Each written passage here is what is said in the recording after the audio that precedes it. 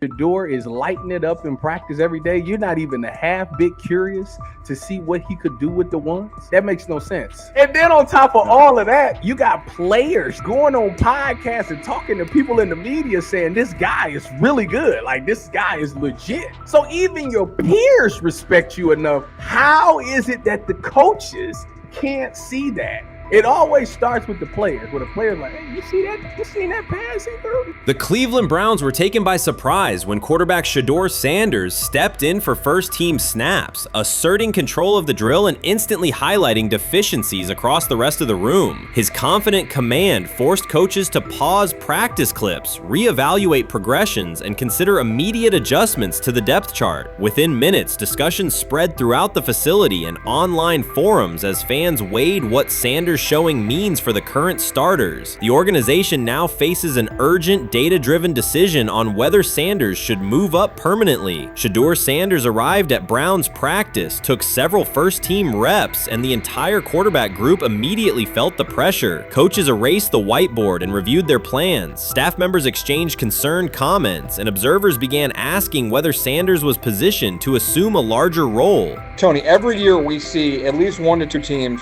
They were in last place in their division the year before. No one thought they'd be good, and then they were good. It almost seems like no one's even assuming the Browns can be that, but we see it happen every year. And I get the quarterback stuff, but correct me if I'm wrong, Tony. The Browns are trying to run the football, play good defense, not turn the ball over in the passing game, and try and take advantage when they can, correct? That's what they're trying to do.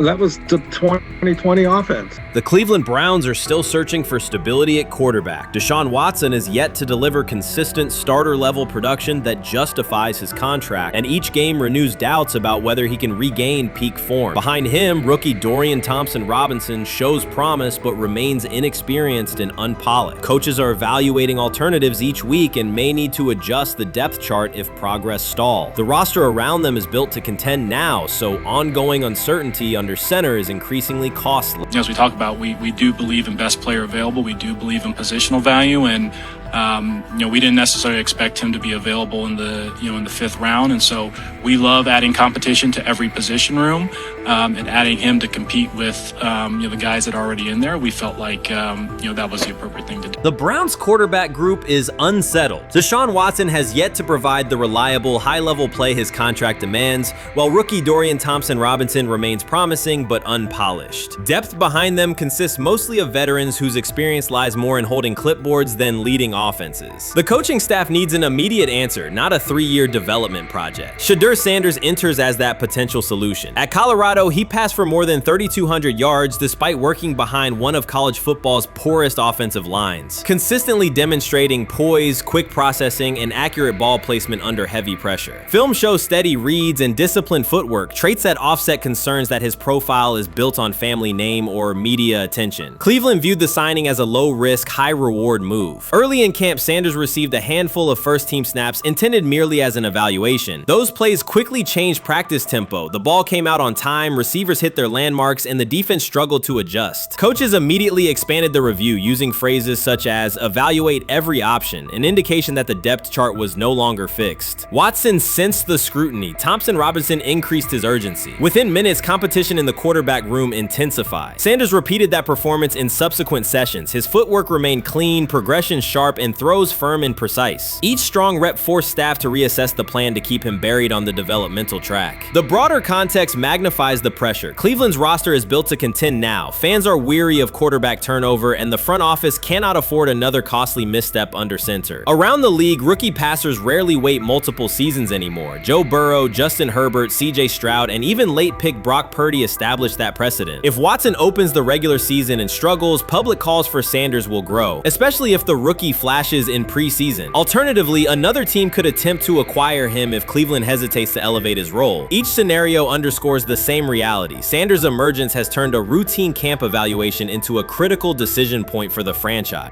And we saw Dillon Gabriel go 11-11 with the first team, Shedeur Sanders go 11-11 with the second unit. So that was really the big wrinkle today.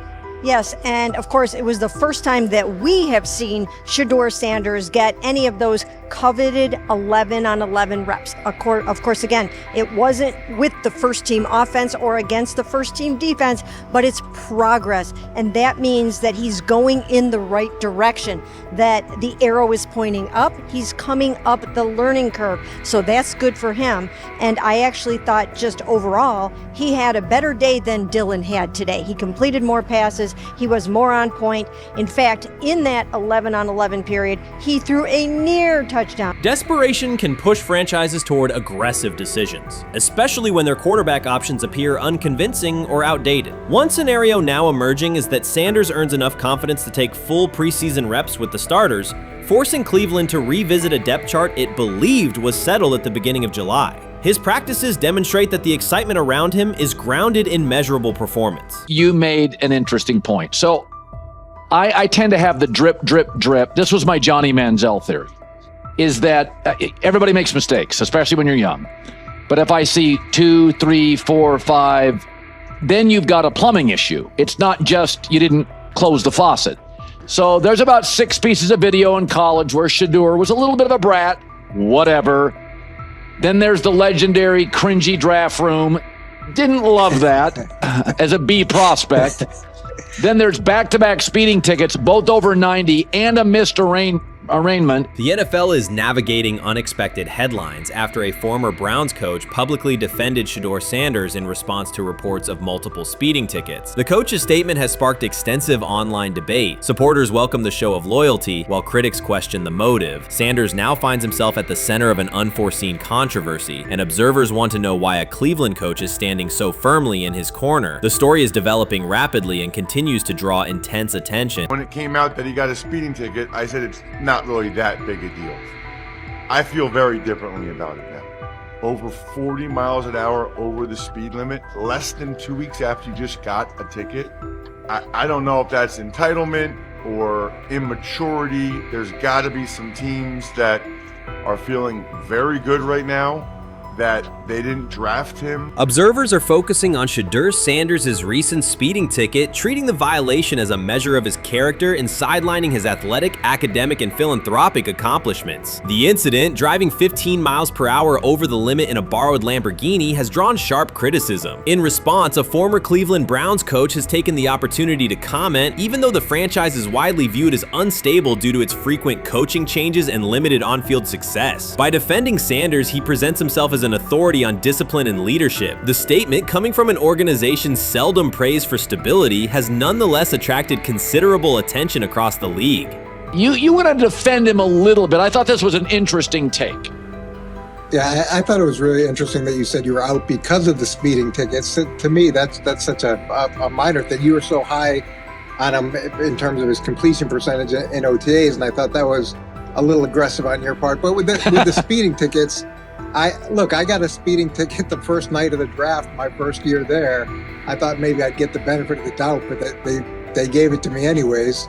As soon as the former Browns coach defended Shedeur Sanders, social media erupted with commentary, resembling the volume of draft night coverage. Posts and opinions appeared within minutes, and criticism escalated rapidly. Detractors amplified Sanders' minor speeding violation, while supporters argued that such reactions were disproportionate to a single traffic citation. Shedeur Sanders received 2 speeding citations, and the minor traffic issue quickly drew national attention. Before considering the former Browns coach's response, it is useful to clarify the facts. Sanders, son of Pro Football Hall of Famer Deion Sanders and a current college quarterback, was twice ticketed for exceeding the limit while driving a high-performance vehicle. Commentary on social media escalated rapidly, with critics framing the incident as a significant character concern, even as the league has historically tolerated far more serious legal transgressions. Stepping into the debate, a former Cleveland Browns coach, best known for a tenure filled with losses and contested decisions, issued a strong public defense. He argued that 2 speeding tickets should not define Sanders' reputation or overshadow his on-field talent and community work, urging a balanced assessment of the player's actions. I don't love it from a 5th-round draft pick. I don't love that it happened multiple times,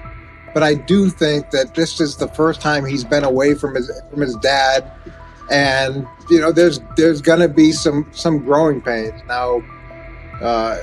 would I sell my stock on it like you are? Not because of a couple speeding tickets, especially in light of the problems that Brown's quarterback room has had to deal with legally in the last few years. I mean, this is nothing. The debate quickly shifted from 2 speeding citations to broader claims about integrity, growth, and leadership. The former Browns coach framed the infractions as moments for personal development and urged observers to view them in context. Critics responded forcefully. Some called for disciplinary action, others questioned Deion Sanders' parenting, and a few sought to discredit the coach himself, despite his professional record already being widely analyzed across the league. The reaction underscores an apparent inconsistency in public standards. Fans often overlook on-field confrontations, heated sideline arguments, and other significant controversies, yet they treated Sanders' routine traffic offenses, speeding without evidence of reckless endangerment, as indicators of serious character flaws. If such minor violations were adopted as the primary measure of morality in professional football, many players would face similar criticism.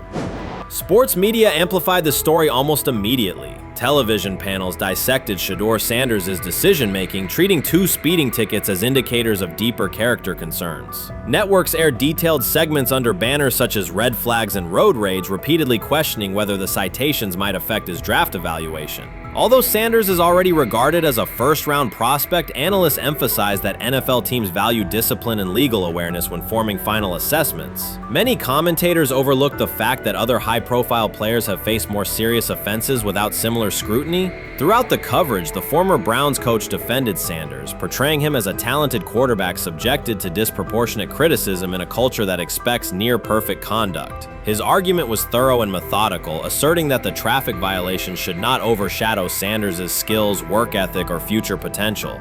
Commentators point out that the coach's intervention was not entirely selfless. He recognized the publicity potential. One day he was an overlooked figure from a struggling Browns era, the next he was a trending name across sports media. The discussion quickly expanded beyond Sanders' speeding citations to questions of image management and narrative control. Critics demanded disciplinary measures, public apologies, team sanctions, and formal statements, yet their objections seemed directed less at the traffic infractions themselves and more at Sanders' high profile, confidence, and resistance to traditional expectations. In practical terms, Sanders' brand remains intact. The coach secures renewed relevance, and the episode supplies another headline in the ongoing story of modern football. The next time Sanders is seen in a high-performance car, the debate will likely reignite, focused not on speed limits, but on the broader culture of the league. Meanwhile, new voices continue to join the conversation. Broadcaster Colin Cowherd has already weighed in, offering his own reassessment of the incident and its broader implications. Breaking news, Shedeur Sanders last night was pulled over going 100 miles per hour. All right, he clocked 101, 41 miles an hour over the speed limit in Cleveland. He will have the opportunity to fight the ticket in court. Now, I'm not exactly sure where he was pulled over, whether or not that it was in Ohio or whether or not that it was in his home state. But typically when you're going 40 over, that's flirting with the line of reckless driving. Folks, I gotta tell you, I don't understand what it is with these young men driving at absurd speed. Colin Cowherd's view of Shedeur Sanders shifted abruptly. Days after praising the quarterback's poise and skill, he appeared on air to declare that Sanders is overhyped, unfocused, and distracted by celebrity. The reversal was immediate, without any gradual reconsideration. Cowherd now frames Sanders' 2 speeding tickets as evidence of poor judgment, even though he has defended other quarterbacks facing far more serious off-field issues. The sudden, wholesale withdrawal of support leaves viewers questioning the consistency of Cowherd's criteria and illustrates how quickly media narratives can change when minor incidents receive outsized attention. This is okay. nothing. Okay. How much of this is? I mean, Jimmy Haslam has his hands all over Manziel, has his hands all over Deshaun Watson. Admitted it, man enough to admit it. I saw the reaction in the draft room when they took Shedeur Sanders. It's pretty obvious it wasn't the coach and the GM's pick. How much is this? This team has 8 last place finishes in 13 years owning it. How much of this is we don't have a very good owner here like Washington, D.C. and the Commanders? Yeah, I didn't love the owner stepping in and saying, hey, you got to take this guy in the 5th round. and I doubt they'll ever admit to it. While Colin Cowherd urged teams to move on from Shedeur Sanders, former Browns coach Eric Mangini offered a more measured response. Mangini, whose tenure in Cleveland was marked by mixed results, used his platform to provide context rather than condemnation. Instead of sensationalizing the speeding violations, he encouraged viewers to consider Sanders' circumstances. A 21-year-old quarterback whose life is scrutinized both on and off the field. Mangini acknowledged that the tickets were mistakes, but emphasized that they do not by themselves define Sanders' character or future. He noted the extraordinary attention athletes received today, combining the responsibilities of quarterback, public figure, and social media presence. Under such pressure, missteps are magnified, and criticism multiplies quickly. Mangini concluded that any evaluation of Sanders should weigh the totality of his behavior, performance, and growth, rather than isolate 2 traffic citations as decisive evidence of poor judgment. The rumors have ended. The decision is public. Cleveland Browns owner Jimmy Haslam has informed every level of the organization that unless an unforeseen injury intervenes, Shedeur Sanders will start at quarterback in week 1. The announcement is not an informal suggestion or a quiet push in the background. It is a direct order. Multiple independent reports, amplified most visibly by Colin Cowherd, confirm that Haslam delivered the directive himself. From the owner's viewpoint, the logic is simple. No one else on the roster offers the same combination of talent, leadership, and long-term upside. Joe Flacco is approaching the twilight of his career. Kenny Pickett has shown flashes but remains inconsistent. Dillon Gabriel, taken in the 3rd round, is a developmental project. By contrast, Haslam believes Sanders can alter the franchise's trajectory immediately, and he refuses to allow internal hesitation to stall that possibility. The standoff traces back to April. General manager Andrew Berry and head coach Kevin Stefanski entered the draft wanting a low-profile prospect who would fit quietly into the existing depth chart. They prioritized scheme familiarity, modest public attention, and a clear developmental timeline. When the board lined up, they reached for Gabriel in round 3, reasoning that an early investment would justify keeping a rookie on ice behind the veterans. But Sanders continued to slide, first through day 2, then deep into round 5. Haslam watched the names come off the board, convinced the league's bias against Deion Sanders' outspoken son was obscuring legitimate first-round talent. When Cleveland's 5th-round pick arrived and Sanders was still available, Haslam intervened. He did more than approve the choice, he overrode the original plan, making it clear that the organization would select Sanders and give him every chance to compete. From that moment on, the Browns' internal narrative splintered into 2 camps, those ready to accelerate around their owner's vision, and those still trying to protect their original approach. Once rookie minicamp began, Sanders erased much of the speculation. He commanded huddles, processed coverages quickly, and delivered throws with anticipation that belied his draft slot. Teammates noted his willingness to accept blame for missed timing, then correct the error without dramatics. While Flacco and Pickett split most first-team reps, Sanders treated limited opportunities as full-speed auditions. During organized team activities, he identified blitz looks, redirected protections, and consistently found his second read when the primary route was covered. More than one defensive veteran told local reporters that Sanders looks like the best arm in the building. That assessment forced Berry and Stefanski to reevaluate their timetable. They could no longer label Sanders a long-term project without contradicting on-field evidence. Drafting Gabriel 2 rounds earlier had provided the staff an excuse to slow roll Sanders' ascent. Coaches could point to investment cost, meeting room familiarity, and installation comfort to justify Gabriel's snap share. Yet each practice rep in which Sanders outperformed the 3rd rounder weakened that shield. Behind closed doors, position coaches began requesting more Sanders film for cut-ups, and offensive assistants quietly shifted meeting questions toward concepts the rookie already executed well. By mid-June, Berry himself started describing Sanders not as a developmental asset, but as a competitive option. Those subtle linguistic changes signal the front office's recognition that the narrative had moved beyond their control. Haslam's history with quarterbacks is well documented. His pushes for Johnny Manziel, Baker Mayfield, and Deshaun Watson were high-visibility swings, each driven in part by a desire to generate excitement as well as wins. Critics highlight those choices to question his evaluation track record, yet Haslam perceives Sanders differently. Where Manziel carried off-field concerns, Sanders brings a reputation for professionalism. Where Mayfield's leadership style divided veterans, Sanders' approach has united receivers receivers and linemen. Where Watson's trade involved unprecedented controversy, Sanders arrived at minimal draft cost. Haslam sees a rare chance to capture star potential without mortgaging the future, and he is unwilling to cede that upside to cautious pacing. Cleveland's supporters, weary of revolving door quarterbacks, have rallied around Sanders with unexpected speed. Sales of customized Sanders number 2 jerseys surged within days of rookie minicamp. Training camp ticket requests spiked once local media circulated videos of Sanders making NFL-caliber anticipation throws during 7-on-7 periods. The mood in Northeast Ohio has changed from tentative hope to active belief. Longtime season ticket holders who once shrugged at preseason storylines now debate Sanders' footwork at neighborhood barbecues. Social media engagement for Brown's content has climbed, driven by highlight compilations of the rookie threading seam passes between linebackers and safeties. All of this places Kevin Stefanski in a fragile position. If he opens week 1 with a veteran starter and the offense sputters, criticism will be swift. Each stalled drive will be interpreted as evidence that he ignored the owner's edict and the fan base's intuition. Conversely, if he names Sanders the starter solely under pressure, any early struggles could be framed as proof that Sanders was rushed, further exposing Stefanski to blame. The only sustainable solution is conviction. Either stand behind a veteran with clear strategic reasoning or embrace Sanders fully and structure the offense around his strengths. Splitting the difference, rotating series, delaying first-team reps, or using vague competition language will satisfy no one and likely jeopardize locker room clarity. Sanders' personal approach has reinforced Haslam's confidence. Instead of taking post-draft downtime,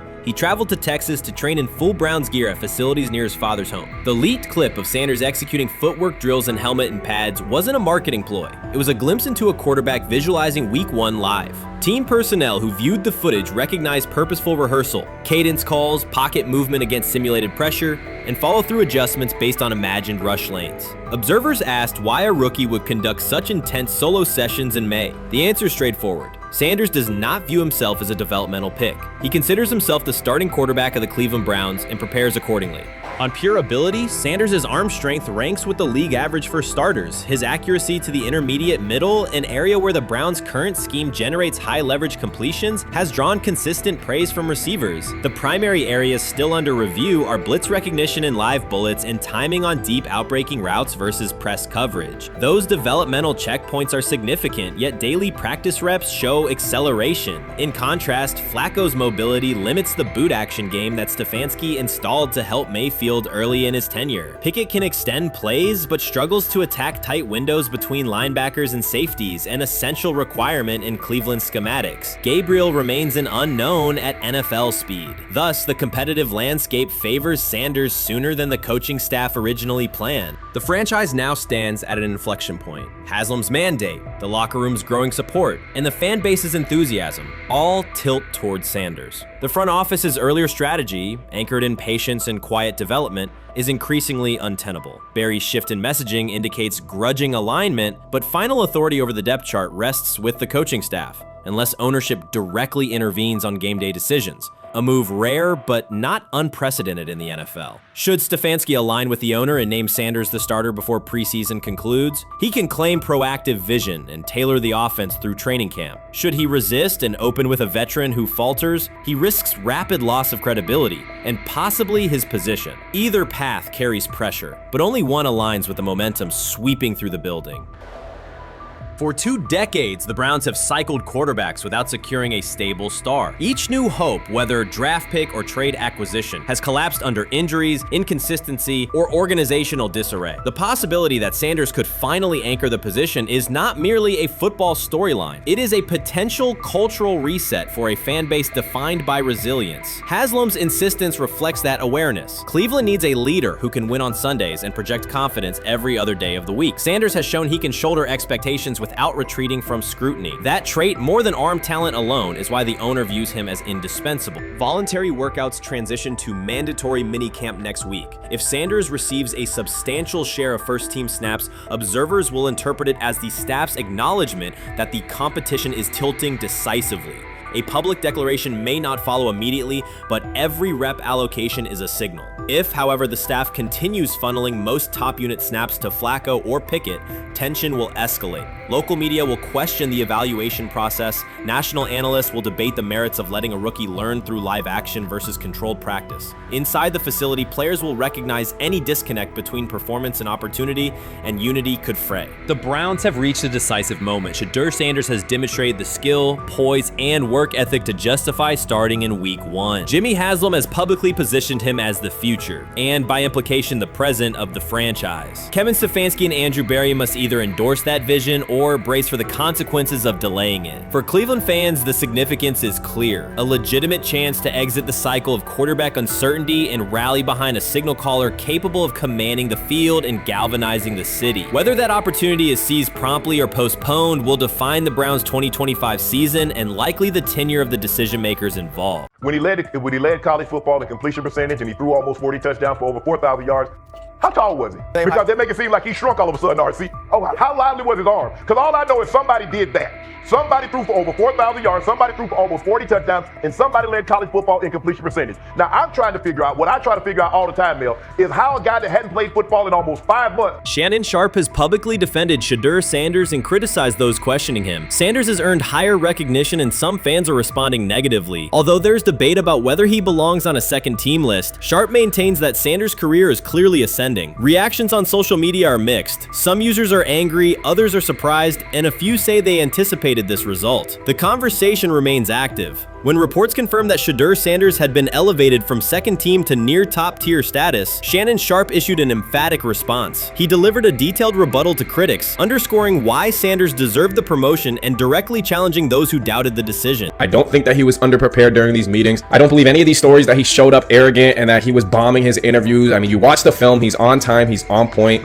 You watch his interviews, he answers like a 10-year NFL veteran. Like, he's clearly dominating OTAs. It's every single day there's a new report of how well he's doing for the Browns in OTAs. And I mean, you can say what you want, it's just OTAs. Okay, if that's your new narrative, then he's doing exactly what he needs to be doing. He's on point, he's on time, he's getting the respect of his teammates, and he's making plays. So we're gonna see years down the line, something's gonna come out that I don't know what exactly it was, but something will come out. Critics have been waiting for an opportunity to dismiss Sanders. They labeled him overrated, accused him of benefiting from nepotism, and claimed his profile came only from his last name and polished image. Within their own echo chamber, they cited every game in which he fell short of huge passing numbers as validation of their doubts. Since Sanders has begun receiving formal recognition, criticism has escalated. A wave of self-appointed analysts is dissecting his throwing mechanics and team role, and many online commentators now argue that his promotion reflects deeper problems within the sport. Shannon Sharpe rejected each criticism directed at Shedeur Sanders. During the broadcast, he turned a routine segment into a detailed examination, acting as presenter, interrogator, and fact-checker. Sharpe walked viewers through game film, season statistics, and scouting reports to show why Sanders merited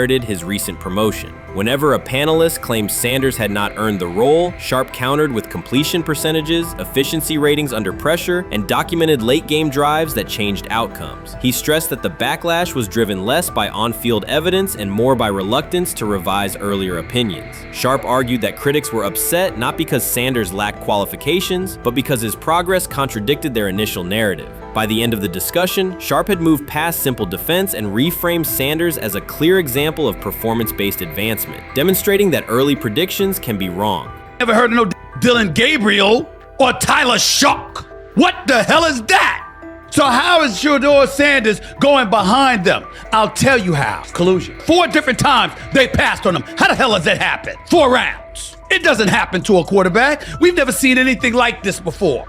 Shedeur Sanders with the watch. Shedeur Sanders with his bravado. Shedeur Sanders with this supposed arrogance or whatever. Shedeur Sanders' advancement did not happen by chance. While detractors questioned his resume online, he continued to prepare, attend every practice, and deliver accurate throws under pressure. The contrast between his output and the complaints directed at him has been stark. Some critics even argued the selection committee was, quote, biased toward performance, as if rewarding strong play play were improper. Rumors quickly followed. Certain commentators speculated that a public relations push from the Sanders family must have influenced voters, suggesting everything from coordinated media strategies to alleged favors for coaches. None of these theories addresses the basic point. Sanders earned his promotion through consistent production, poise in the pocket, precise ball placement, and efficient decision-making. Shannon Sharpe highlighted these facts during his response. He noted that Sanders' performance metrics justify the recognition and emphasized that resistance to the move stems more from prior prejudice than from substantive evaluation. For Sharpe, the goal was clear: present the data, challenge unfounded claims, and correct the narrative. The discussion, therefore, became a broader statement about acknowledging merit and abandoning outdated assumption. Colin Cowherd defend college basketball coaches who have gotten a DUI, come to their defense and say they didn't need to be fired, that they deserve a second chance. But Shedeur Sanders drives 40 miles over the speed limit, gets a one-on-one ticket, and Colin Cowherd comes on his show today and says he's out on Shedeur Sanders. He's seen enough. He can't support him anymore. He can't be in the Shedeur Sanders camp because of the speeding ticket. Shannon Sharpe addressed commentators who portray constant doubt as expertise. Those who discount strong performances with "we'll see" but declare bust after a single mistake. He noted their belief that progress only counts if an athlete visibly struggles. Sharpe's response was methodical rather than emotional. He presented evidence, cited statistics, and calmly refuted each claim. Following his remarks, several critics began revising or deleting earlier posts, recasting themselves as longtime supporters of Shedeur Sanders despite having questioned him for months. Sharpe insists on accountability, naming specific individuals and dates while requesting public acknowledgement of prior errors. He argues that analysts cannot spend months undermining a player's potential and then quietly adopt a supportive stance once the athlete succeeds. These are serious, big-time, top-of-the-line playmakers that they have. If you can go 45 to 42 in the fourth quarter because your quarterback set the school record with 510 yards passing. He was flawless. Shedeur is big time. I didn't know for sure, will it translate to the next level of competition? Yes, it might translate to the next level of competition as he can play. Critics who once claimed Shedeur Sanders was unprepared now hesitate to acknowledge their mistake. They resist retracting earlier comments and struggle to accept that an athlete can succeed without their approval. Sanders continues to share practice clips and game highlights without engaging the debate, while Shannon Sharpe documents every dismissive remark, ready to revisit them on national television. The disapproval did not slow Sanders. It underscored his progress and exposed the gap between perception and performance. As a result, the conversation has shifted. Analysts who doubted him now describe him as undervalued and publish detailed evaluations of his mechanics and game management, suggesting long-standing familiarity with his career. In a matter of weeks, critics have recast themselves as advocates, demonstrating how quickly opinion can change when consistent results leave little room for doubt. Shannon Sharpe signaled that his commentary is not over. He considers Sanders' advancement a positive outcome for every athlete who has been overlooked or criticized for having confidence. Sharpe stressed that analysts do not have the authority to determine who deserves recognition based on personal preference. The reaction to Sanders' promotion, he argued, revealed how quickly opinions can shift once results are undeniable. Sharpe pointed out that many vocal critics became quiet when confronted with objective performance data. This exchange, Sharpe insisted, reached beyond defending a single quarterback. It challenged the practice of dismissing achievements that do not fit familiar narratives. He reminded viewers that success does not require external approval and that consistent talent will surface despite online commentary intended to minimize it. While critics reconsider their positions, Sharpe remains steady, assigning credit to the athlete and allowing the scoreboard to confirm the argument. In his view, the statistics speak clearly enough. Sharpe also emphasized that the intensity of the backlash must be placed in context. College football is a volatile environment where unexpected outcomes are common. Therefore, declaring failure based on incomplete evidence only weakens the credibility of sports analysis. The discussion underscored the need for measured evaluation rather than reactive judgment. Dak Jackson and him and everybody else that we talked to have said that Shedeur looks good. He looks really good. He looks better. And we got Zach that say Dylan Gabriel ain't even an NFL quarterback. True. So how is it that this man can't get a rep with the ones, but that non-NFL quarterback can? We all what agree with sense that. does that make? Some observers now claim that recognizing Shedeur Sanders' strong performance undermines football's traditional standards, even though they previously argued he received coverage only because of his father. Faced with Sanders' current statistics, those critics are searching for explanations that fit their earlier narrative. The data have always been clear. Their earlier objections ignored that fact. Shannon Sharpe is openly highlighting this reversal, comparing past negative remarks with Sanders' recent 400-yard games to demonstrate the gap between criticism and evidence. Sharpe did not force these commentators to backtrack. He simply displayed their earlier claims alongside Sanders' results, allowing the contrast to speak for itself. Many observers declared Deion Sanders was finished. They argued that his public style attracted unnecessary attention, that his health had deteriorated too far, and that his coaching career was approaching an abrupt conclusion. They misread his resolve. When speculation intensified, Sanders did not schedule a press conference or issue a formal statement. Instead, he released a short video recorded at his Texas home, walking alongside recording artist Lil Wayne. The footage established two facts. Although Sanders still walks with a limp, he remains active, and he intends to return to the sideline. Reports from USA Today and ESPN confirmed that Sanders had temporarily left Colorado to recover from a significant, undisclosed medical condition. He lost 14 pounds and missed several summer practices, leading to widespread debate about his future. Unofficial sources suggested complications related to previous blood clot issues, but no official diagnosis was provided. Throughout Sanders' absence, numerous media outlets framed his situation in crisis language, frequently questioning whether he would coach again. By comparison, when coaches such as Lincoln Riley paused their duties for health or family reasons, coverage emphasized understanding and patience, an imbalance that reflects a common difference in how high-profile black coaches are treated. Sanders' silence was not a retreat, it was a period of recovery. During rehabilitation, he relied on family, faith, and trusted colleagues, yet stayed connected to his program through brief online updates. The video with Lil Wayne demonstrated that he retained strong support from influential friends, countering narratives that portrayed him as isolated or on the verge of retirement. The visual evidence showed that his setback is temporary,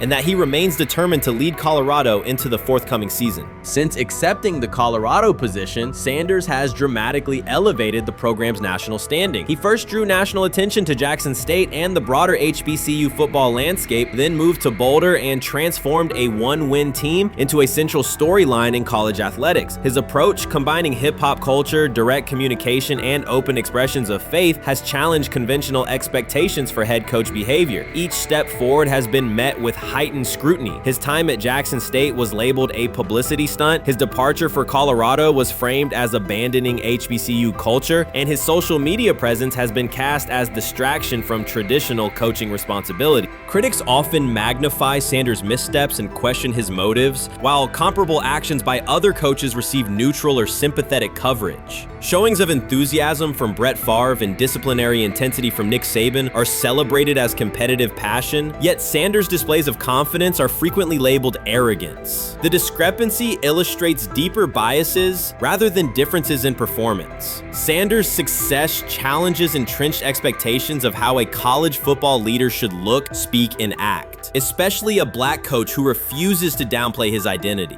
During his convalescence, Sanders maintained close communication with his staff and athletes, reinforcing the standards he had established: discipline, accountability, and belief. The program's daily messaging continued to emphasize preparation and resilience, signaling that Sanders' influence persists even when he is away from campus. Athletes echoed his mantras during workouts, confirming that his leadership extends beyond physical presence. Sanders acknowledges the seriousness of his medical challenge, but has refused to let it define him. He has publicly discussed leaning on scripture and prayer, explaining that his purpose as a mentor, father, and coach extends beyond personal adversity. In that context, the video of him walking in the Texas sun was less a strategic media effort than a straightforward demonstration of continued commitment to his team and mission.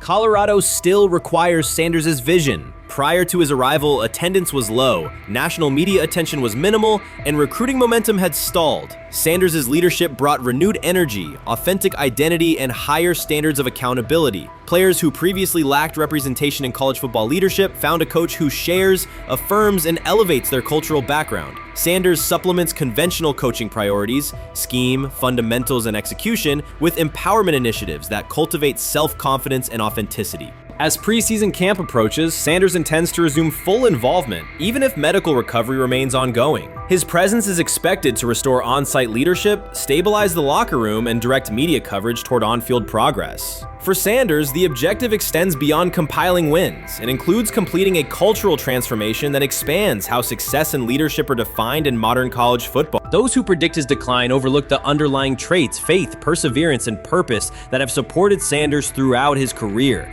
Doubts, rumors, and disproportionate scrutiny have followed him from playing days into coaching, and he has consistently responded with results. His current health setback is another obstacle, not a conclusion.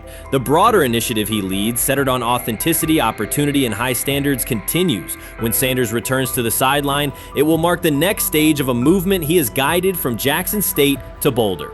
The recent period of quiet has been strategic rather than passive. Instead of defending himself in daily briefings, Sanders focused on rehabilitation, remote program oversight, and family support. Each brief social media message reinforced a consistent theme: faith and preparation. He has articulated gratitude for medical professionals and has reiterated that his mission at Colorado is unfinished. His public references to scripture have been direct but measured, aligning with his long-standing practice of integrating faith into leadership. By walking through his ranch with Lil Wayne, Sanders signaled continuity. The clip underscored that influential supporters remain engaged, that Sanders' broader network values his vision, and that he remains capable of navigating physical challenges. The visible limp was not evidence of imminent retirement. Rather, it documented the reality of ongoing recovery and the resilience with which he approaches each obstacle. Colorado's athletic administration and football staff continue to affirm Sanders' program direction. Recruitment communications cite his established record in fostering cultural relevance and national exposure. Prospective athletes respond to a coach who presents a transparent path to development, both on and off the field. Current players refer to Sanders' coaching points with clarity, citing specific drills and expectations that remain unchanged during his absence. These indicators demonstrate that the core structures Sanders implemented are functioning, and that his return will be an amplification, not a restart. Criticism regarding Sanders' public persona often conflates media style with coaching substance. Analysis from opponents suggests that social media engagement dilutes football preparation, yet Sanders' staffs emphasize time management and delegation. Defensive and offensive coordinators handle in-game adjustments, while Sanders directs overall culture, recruitment, and leadership. He has articulated that visibility serves to amplify program accomplishments and enhance player opportunities, not replace strategic football planning. Some commentary has attempted to reframe Sanders' health issue as evidence that his coaching model is unsustainable. The argument ignores the documented health challenges faced by numerous coaches across levels of competition. For example, college coaches recovering from heart procedures or joint replacements have returned to successful seasons after appropriate medical clearance. Sanders' case follows a comparable trajectory. Medical complications require temporary separation, structured rehabilitation is prioritized, and a managed return is planned. Institutional medical protocols at Colorado dictate clearance requirements. Sanders will meet those before resuming full sideline duties. Colorado's players have expressed public confidence in Sanders' eventual return, citing regular virtual check-ins and continued accountability. Several athletes noted that positional meetings included recorded messages from Sanders reinforcing tactical goals and personal discipline. These details confirm that Sanders has remained actively engaged, albeit remotely, and that team culture remains aligned with his principles. Looking ahead, Colorado's schedule will attract national attention, both for on-field competitiveness and the storyline of Sanders' comeback. Analysts will evaluate how quickly he reestablishes day-to-day rhythm and whether his physical limitations influence practice oversight. Internal planning accommodates gradual escalation of responsibilities, with medical staff and strength and conditioning personnel contributing to phase reintegration.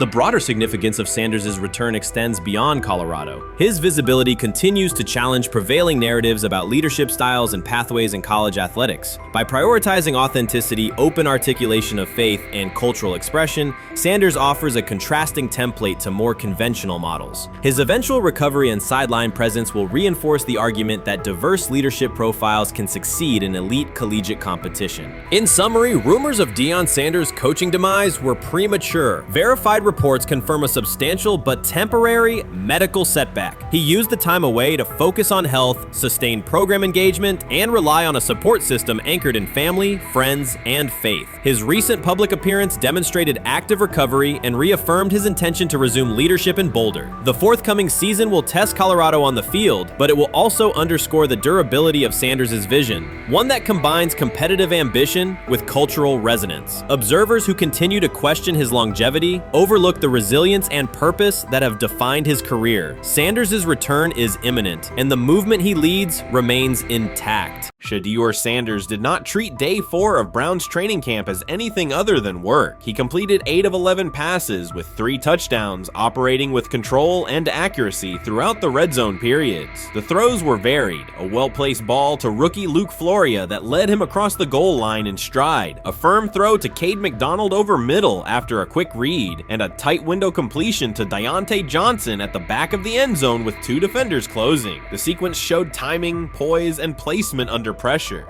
While national attention centered on Joe Flacco's underneath completions and Kenny Pickett's option and rollout periods, Sanders produced scoring plays on schedule. The performance was not the product of broken coverages or end-of-period reps. It came within structured work, with defenders in position and the offense executing standard progressions. The accuracy rate, 8 completions on 11 attempts, reflected consistent mechanics and decisions. The operation was steady from huddle to snap to finish. Despite that session, the distribution of first-team snaps did not change. Camp logs indicated that Pickett and Dillon Gabriel continued rotating with the starters, while Sanders remained primarily with the second unit. With the first preseason game approaching, that choice drew more attention from observers who expected productive days to be followed by expanded opportunities. The question surfaced again: what additional evidence is required to evaluate Sanders with the top group? The 3 touchdowns illustrated different aspects of his profile. On the throw to Floria, Sanders used a measured trajectory to lead the receiver away from contact and into the end zone. On the ball to Johnson, he identified leverage, held the safety with his shoulders, and delivered to a precise spot at the back line. On the throw to McDonald, he eliminated the first read, reset, and drove the ball into the window before the hook defender could squeeze it. Each score reflected a particular tool: anticipation, manipulation, and velocity within standard timing. Comparisons to the other quarterbacks were straightforward. Pickett produced 2 touchdowns but placed 1 late ball that exposed a receiver to contact near the goal line. Gabriel accounted for 1 score, with additional gains coming on checkdowns and designed movement. Flacco advanced the ball in short increments without finishing drives during the same period. Sanders converted opportunities into points repeatedly and without turnovers. The rotation, however, remained unchanged. Head coach Kevin Stefanski and the staff continued to allocate first-team work to the same group, describing the process as an open evaluation. In practice, that has meant extended starter reps for Pickett and Gabriel, veteran scripts for Flacco, and second unit periods for Sanders. The disconnect between output and opportunity was notable, particularly given the stated goal of reaching an early decision at quarterback. When asked about the timeline recently, Stefanski said the preference was to decide sooner rather than later, an acknowledgement that the window for assessment is limited as preseason approaches. Speculation about motives is common in such situations. The discussion has included references to front office perspectives and ownership influence. Owner Jimmy Haslam is widely viewed as supportive of drafting Sanders. General manager Andrew Berry is known for prioritizing fit, traits, and process within the roster building model. Stefanski reports to Berry, and the practice plan reflects coaching evaluation within organizational parameters. None of that guarantees any outcome. It does explain why rotations can remain conservative even after strong individual periods. Regardless of internal views, the most useful next step for the evaluation would be a defined set of first-team snaps for Sanders to put comparable tape next to his peers. There was also outside attention on several practice segments from earlier in camp that showed Sanders throwing during lulls to non-receiver personnel, ball attendants, staffers, and assistants, while other quarterbacks were in script with full units. Those clips circulated widely and were interpreted by some as dismissive. Sanders addressed questions about it by narrowing the focus to preparation, explaining that his responsibility is to be ready for the work assigned and that he has adjusted at every level of competition, from HBCU ball to the Power 5 and now the NFL. The response matched his general approach: acknowledge the situation, maintain routine, and continue to execute when the next period begins. The broader draft day and narrative context remains part of the conversation. Sanders' college resume included efficient production and high completion rates across across 2 programs, culminating in national recognition such as the Johnny Unitas Golden Arm Award. His selection in the 5th round was driven by varying evaluations of projection, scheme fit, and development timelines. The result is the current environment. He must present his case within limited windows, then wait for access to the next rung of competition. That does not make the process unfair, it makes it exacting. The best answer, for him and for the staff, is additional, comparable reps and clear tape. Fan reaction after day 4 was direct. Social accounts and comment threads filled with assessments that centered on performance rather than reputation. Sanders produced 3 touchdowns, avoided negative plays, and showed command in the red zone. Supporters pointed to that tape and asked for opportunities with the starters to verify whether the same rhythm carries over with the top receivers and linemen. The message was not about headlines. It was about the logic of evaluation in a compressed calendar. From an operational standpoint, Sanders' day reflected consistent fundamentals. His base was disciplined, his eyes matched his feet, and his timing aligned with route depths. On the Johnson score, he used a subtle shoulder turn to hold the safety before resetting and throwing to the back line. On the McDonald throw, the ball was out on the second hitch, arriving before the defenders could converge. On the Floria play, the arc and placement minimized the hit risk and maximized the run-through. Those are portable traits. They translate across units if the timing with receivers is established through reps. The staff's balancing act is real. They must prepare the presumed week 1 starter with sufficient continuity while also giving developmental players enough exposure to judge ceiling and floor. That tension is present in every camp. The cleanest path through it is to carve out defined first-team sequences for each competitor and evaluate the tape against comparable defenses and situations. High red zone, low red zone, 3rd and medium, and 2-minute. Sanders' performance on day 4 strengthened the case for such an allocation. Context matters off the field as well. Earlier in the offseason, 2 speeding citations, 91 miles per hour in Brunswick and 101 miles per hour in Strongsville, prompted public comment from Barry, who emphasized standards and safety. Sanders accepted responsibility, stated that he learned from the incidents and moved on. In camp, he has kept the focus on football tasks, install retention, cadence management, protection IDs, and post-practice review. He has also continued to build rapport across position groups, including veteran receivers and defensive backs, so that timing and expectations are clear when reps arrive. None of this diminishes the experience of the veterans in the room. Flacco has decades of film, Pickett has multiple seasons of NFL starts, and Gabriel brings mobility and a defined collegiate profile. It does, however, underscore the purpose of camp, to align decisions with current performance. Sanders produced the most efficient scoring period of the day. The next logical step is to see that operation with the starting unit, document the results, and compare them to the other candidates under the same conditions. The preseason opener will compress timelines further. Install packages expand, and coaches begin to narrow personnel groupings. If the objective is to identify the quarterback who can operate the offense most cleanly on Sundays, then structured exposure now will give the staff better information later. A small but deliberate set of first-team snaps for Sanders, scripted early downs, a 3rd down sequence, and a red zone series would provide data without disrupting broader preparation. Until that occurs, Sanders can only continue to control process and execution. Day 4 showed what that looks like when opportunities align. Efficient reads, disciplined mechanics, and finishes in the end zone. He did not seek attention for the sequence. He put it on tape. If the evaluation remains consistent with the stated competition, comparable snaps should follow. If they do, the staff will have a clear, side-by-side measure. If they do not, the question from observers will remain the same. What more needs to be seen to justify the look? For now, the record from day 4 is clear. 8 completions on 11 attempts, 3 touchdowns, no turnovers, red zone precision, consistent control at the line and in the pocket. Those are tangible outputs. They merit a defined opportunity with the starters as the team moves toward preseason and the decision that follows. Whether or not that opportunity arrives immediately, Sanders has shown the preparation and execution necessary to be evaluated on equal footing. The next step is a matter of allocation, not speculation. Rich Eisen addressed the armchair analysts and online critics head-on. Shedeur Sanders just received his opportunity, and the backlash arrived immediately. Eisen responded with a clear, point-by-point case explaining why the criticism misses the mark. If you thought Shedeur's rise was rapid, Eisen's analysis puts it in proper context. Here's what he laid out on air. Already speaking in Cleveland high schools. Weekend after, flying out immediately to get to work. But his character's terrible, right? You know, and listen, oh, he interviewed bad, you know. According to who? The New York Giants? No offense, Bert, The same New York Giants that gave Daniel Jones a huge contract and let Saquon Barkley out the door, that's the intel we're trusting here? That was for him to celebrate. He just made, I mean, look, he put in work in college. He had the privilege of being coached by his father, which we all would love and choose. Turned around not one but two programs in college football. And then literally for any athlete, being drafted at the highest level is a success story in itself. Rich Eisen delivered a direct response to the critics. He addressed the online claims reducing Shedeur Sanders to Deion Sanders' son instead of evaluating him as a quarterback on merit. Eisen challenged those assumptions and refocused the discussion on performance, preparation, and opportunity. Say Kenny Pickett had strained his hamstring.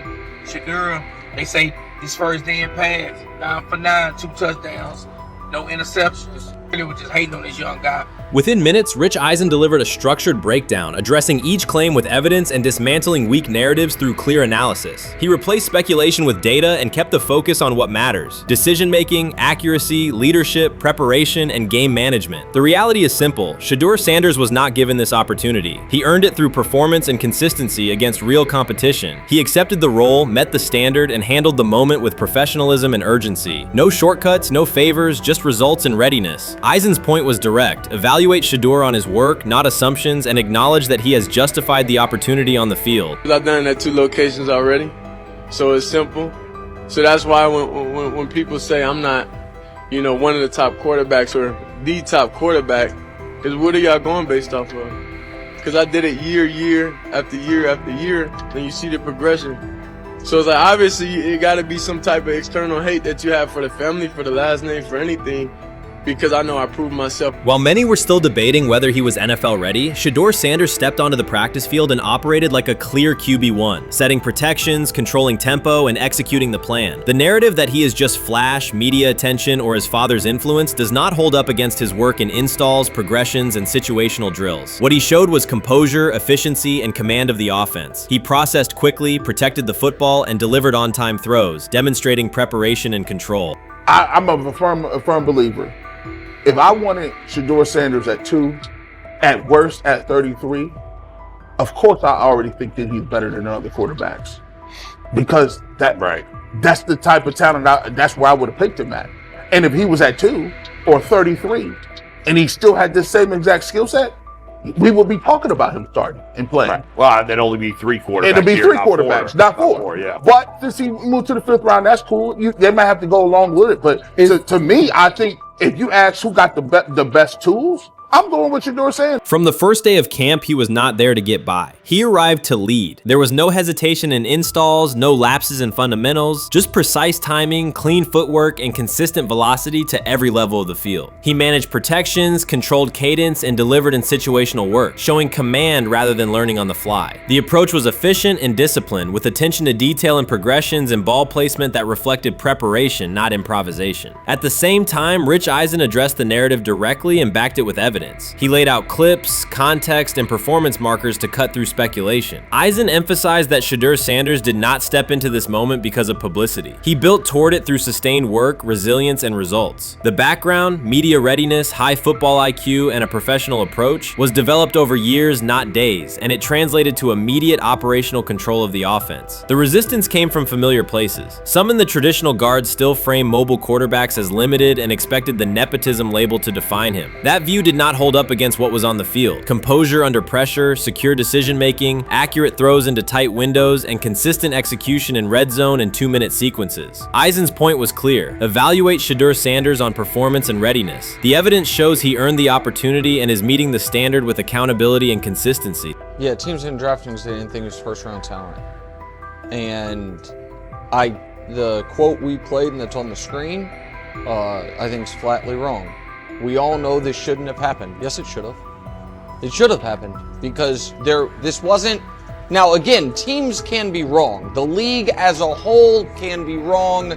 Hell, the Baltimore Ravens drafted a 25-year-old tight end before they drafted Lamar Jackson. In the same draft. The die is not cast on who Shedeur Sanders. He stated it plainly. This is not a celebrity appearance. This is a quarterback with pocket presence, leadership, and decision-making that stands on its own. You either show it or you settle into a backup role. Shedeur Sanders is not auditioning. He is establishing himself as the starter. When the opportunity arrived, whether through injury, trade, or depth chart changes, Shedeur was prepared and delivered. He did not hesitate. He executed the offense and finished drives. As others tried to catch up to what they were seeing, Rich Eisen reinforced the same message he has been repeating: evaluate the work. Camp reports have been consistently positive, but the important shift is how the performance is being received. Casual attendees who came to observe left talking about Shedeur's command and poise. Detailed observers focused on his pre-snap reads, protection checks, and audibles, highlighting the mechanics, timing, and ball placement that support efficient, controlled play. I view things as I got time. I got time to be able to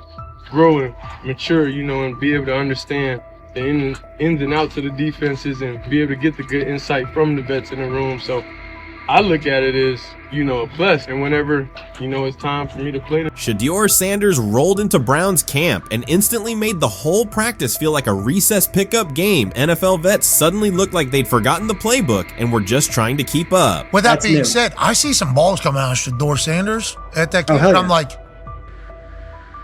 kind of looks like a guy. Yeah, I'm ready. He can sling it. Ready to teach. I see him, some of the veterans, how they talk to him, mic'd up, see what he's doing in the community. Talk about Njoku there.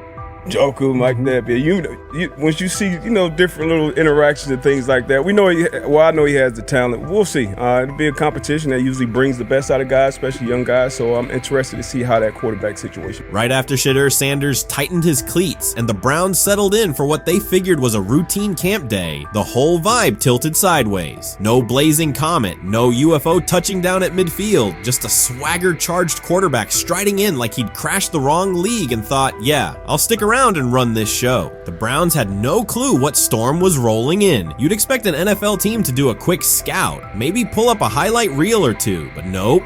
They greeted Shedeur with a shrug, only to watch him seize the field on snap one and run the whole operation like a seasoned pro. First and foremost, he's been the best quarterback in camp. Now look, Joe Flacco ain't had many opportunities. There was a whole day I saw he didn't throw the ball at all.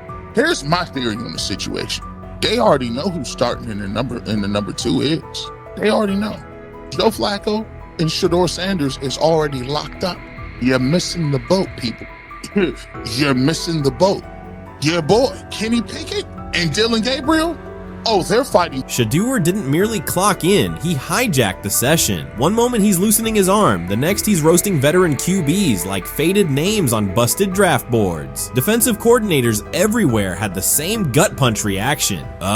His pocket poise, straight disrespectful. His timing, psychic, and every pass left his hand like it was laser guided to its mark. While Shedeur Sanders was slicing up routes, the Browns secondary looked less like an NFL backfield and more like a gaggle of dads sprinting through a Saturday fun run. Big on enthusiasm, short on closing speed. Coaches fought the urge to slam the emergency horn. Players traded wide-eyed, "Are we serious?" stares, and someone even double-checked that a hidden camera crew wasn't about to pop out of the tunnel. But nope, this was pure Shedeur. Half cold-blooded surgeon, half highlight factory. He wasn't dropping a casual "I'm here," he was crafting a masterclass. From the first rep, the tempo changed. Shedeur Sanders accepted the snap with steady footwork, diagnosed the Browns' single high shell, and delivered a tight window seam route that forced the free safety to recover late. Throughout the period, he manipulated leverage with quick shoulder fakes, moved through full field progressions, and released on time from a balanced base, consistently putting the ball on his receiver's upfield shoulder. Cleveland's coverage struggled on multiple fronts. Safeties hesitated between deep half responsibilities and underneath support, creating voids at 15 to 20 yards. Cornerbacks and off-man were caught in trail position when Sanders used rhythm throws on 3-step drops, while those who tried press technique had their inside hand neutralized by his receivers' outside releases. Linebackers widened to match shallow crossers, leaving the middle hook unguarded for pivot routes and option digs. One corner attempted a line of scrimmage jam. Sanders immediately immediately adjusted the route to a back shoulder fade, releasing the ball before the break and rendering the press ineffective. Over the session, he showcased pocket discipline, reclimbing to maintain throwing lanes rather than drifting, and finished with a series of anticipatory throws against cover 2 cloud, fitting vertical outs between the flat and deep half defenders. Sanders' combination of rapid post-snap processing, precise ball placement, and pocket efficiency exposed coverage mismatches at every level and highlighted communication gaps in the Browns secondary. By mid-session, the Browns defensive staff clearly recognized their calls were outmatched. Every adjustment, a roll to cover 6, a simulated pressure, a late rotate to 2 high, was neutralized once Shedeur Sanders confirmed the post-snap picture. Routes that had taken weeks to script were beaten by timing and location. Comeback set at 12 yards broke open before the corner's transition. Slot seam-outs dotted the void between the flat and deep half defender, and boundary receivers beat press with quick hand techniques, receiving the ball before the trail man could recover. Sanders' command was methodical. He used cadence to freeze plug blitzes, re-ID'd the mic when linebackers sugared the A-gaps, and maintained a firm base so he could reset and fire without resetting his feet. His receivers benefited from that rhythm. Top of the stem, eyes back, ball delivered on their upfield shoulder, allowing immediate transition to YAC. The Browns front tried a late stunt to compress the pocket. Sanders climbed 2 steps, re-spotted the shallow crosser, and delivered in stride, turning a potential sack into a 20-yard gain. What stood out most was how little ramp-up Sanders needed. From his first series, he processed full field concepts at tempo, cycling through progression reads without hitching. The poise under interior pressure, consistency in ball placement, and ability to manipulate zone defenders left the Browns' coordinated disguise packages ineffective and forced them into static coverage by the end of the period.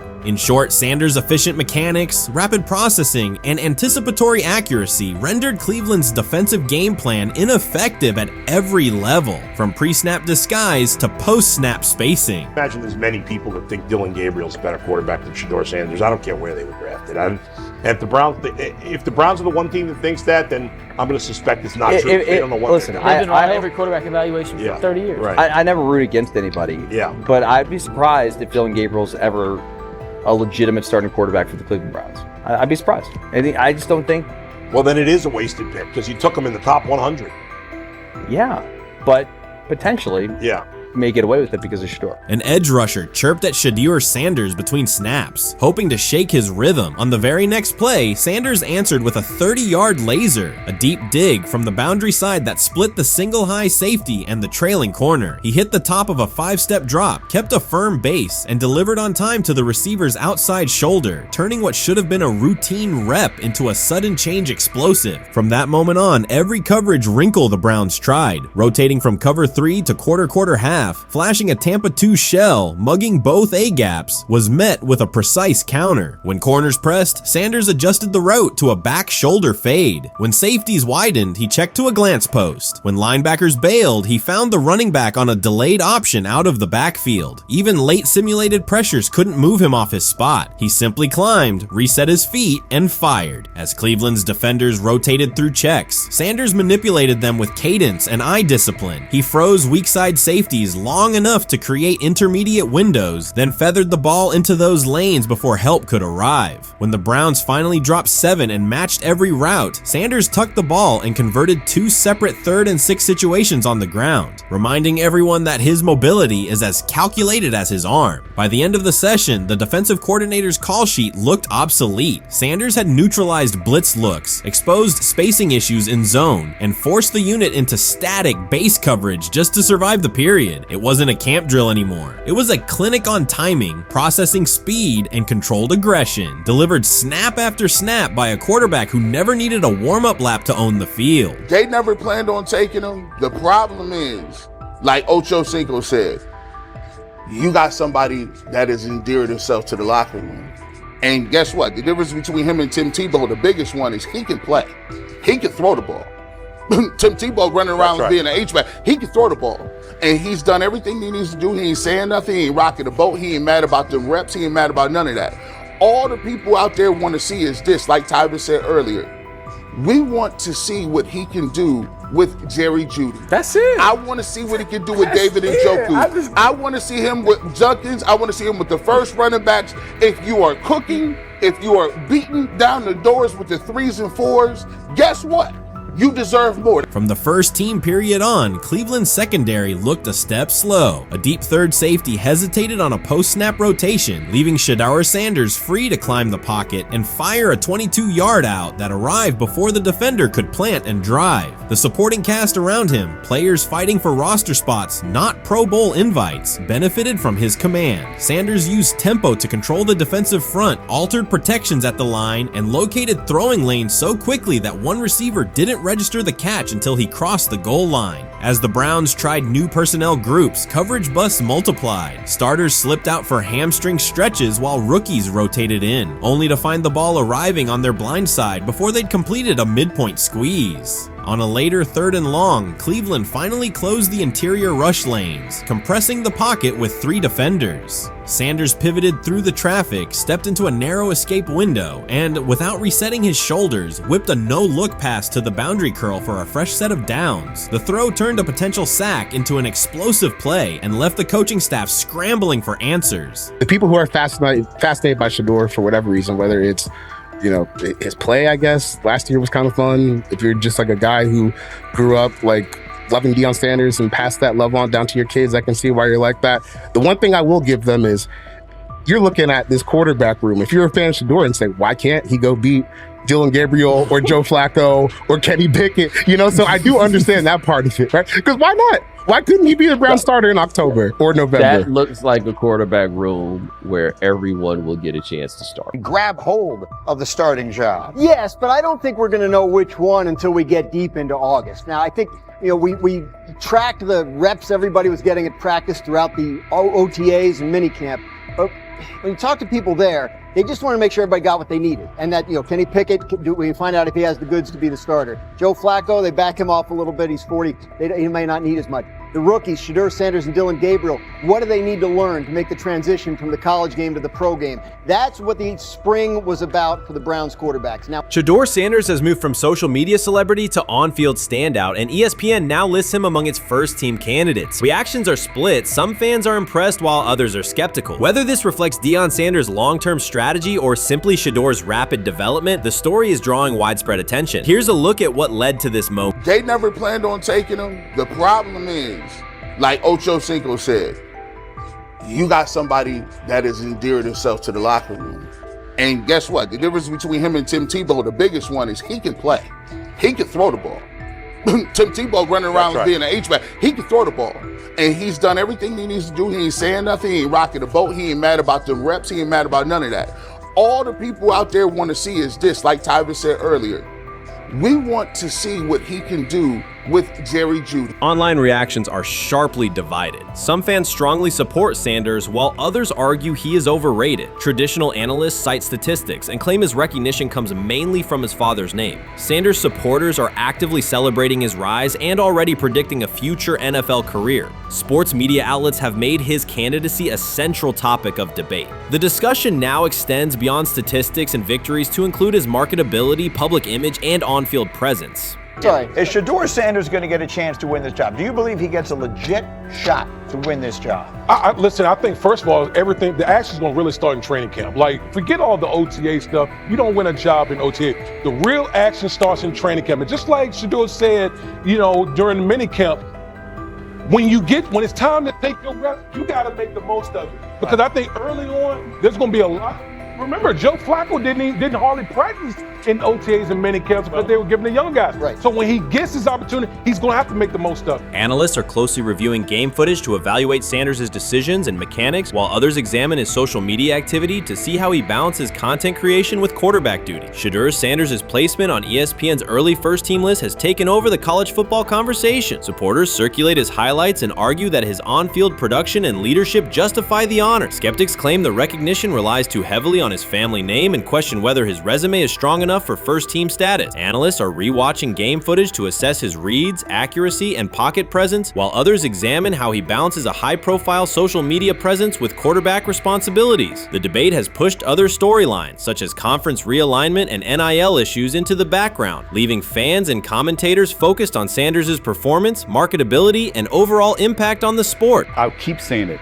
I believe Shedeur Sanders should play more games than any other quarterback on this roster this year, because he's the only guy that I look at and say they might have something here. Because I'm telling you right now, they left night one of the draft saying we are taking our quarterback next year. So it's on Shedeur or Dylan or Kenny, probably not Joe, To change their mind. to change their mind. But you got to find out. You gotta find out. Opinions differ on whether Sanders is benefiting from his family name or simply showing real progress, but the attention is undeniable. Social media is flooded with edited images elevating him to legendary status. Critics argue the first-team nod is driven by hype and marketability, while supporters point to his flashes of strong arm talent, field vision, and decision-making. Regardless of motive, the announcement has dominated the football news cycle and intensified debate over how much of his rise is performance-based versus media-driven.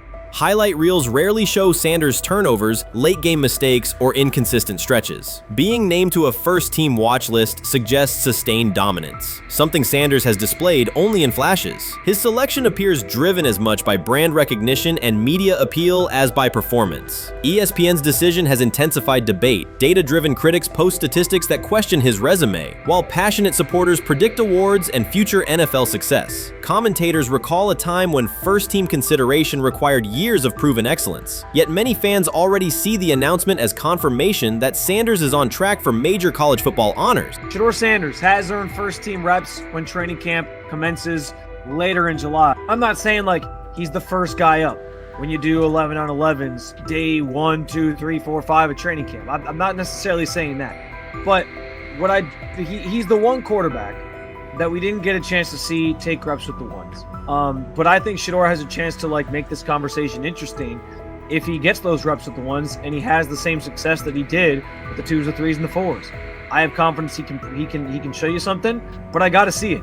We all got to see it before we can actually judge that. Some believe Deion Sanders is already preparing for an award ceremony, while others are furious, threatening to protest ESPN's credibility over Shedeur's first-team mention. Critics argue that honoring Sanders without a full season of elite play undermines college football standards. Supporters insist his performance and profile justify the recognition. The debate reflects a broader clash between traditional merit-based evaluation and modern brand-driven visibility. In today's landscape, first-team consideration is no longer only about statistics. It also involves marketability and audience engagement. Whether welcomed or rejected, Sanders commands attention and embodies the sport's shift toward both performance and personal brand. How you feeling? I'm getting there. You see what I got on, right? That's why I was asking how you help for. Yeah, I'm getting there. See? Brian, what they had to? I had blood clots. Okay. And they amputated, you know. But I work with it. Man. Yeah, I'm amputated. So I get that work on a couple times a day. Keep the blood circulating, blood flowing, but it's a new normal. And the best thing about here, we have a whole medical team on the second floor. Right. We have a whole medical floor, which is great. Deion Sanders is shaken, this time not by a hit on the field. In a sudden turn, Ryan Clark has uncovered a serious plot affecting Shedeur Sanders' NFL draft status, and the disclosure is reverberating across the sports community. What once looked like a simple scheduling delay may actually be a calculated effort to undermine Deion's son. The facts suggest intentional sabotage, a breach of trust, and repercussions that could be far-reaching. This is no routine football headline. It is personal, and Coach Prime did not see it coming.